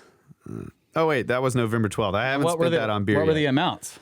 Well, I was gonna just do that again because because there were notes. I just separated this into two things. Where's my notes? So yeah, for this episode, and I just didn't take the time to set this up for the last episode. So we have executive producers, which is Chandra Chell. I think that's how you pronounce your last name. $100 donation. So thank you very much, Chandra. I think we met you in the Scablands. That's right. I'm pretty sure. Yeah. So we really appreciate that. And then another executive producer donation, Michael Burrows, $152.53. So I'm wondering. We were trying to figure out what is the significance of this number. But thank you very much, buddy. Thank you. Y'all are both executive producers of episode 219 of Brothers of the Serpent podcast. And then associate executive producer Liam Johnson. That's right. A $50 donation. So thank you very much for that. Thank you. And yeah, we'll keep doing this. Ben also does this. So yeah, you can use these executive producer or associate executive producer of the show. You can use it on your credits. Yeah, they're credits. You can use it on your LinkedIn page. Yeah. Whatever you want to do. We will vouch for you if anybody ever questions, but they should not That's right. ever question you. They should not ever question. Yeah. So thank you guys so much. Really appreciate that. And if you want to donate to the Pyramid Scheme, you can do that from the website as well. So brothersoftheserpent.com, there is a donation page. It has links to the PayPal if you want to do a one-time donation, links to the Patreon if you want to sign up. And we do have Patreon content. So if you sign up for the Patreon, you will get access to Patreon-specific content. There's multiple episodes in there where we do follow-ups on certain shows with some of our guests. Sometimes we just record a Patreon episode where we're just talking about whatever. It's even more informal than the normal podcast. Yeah.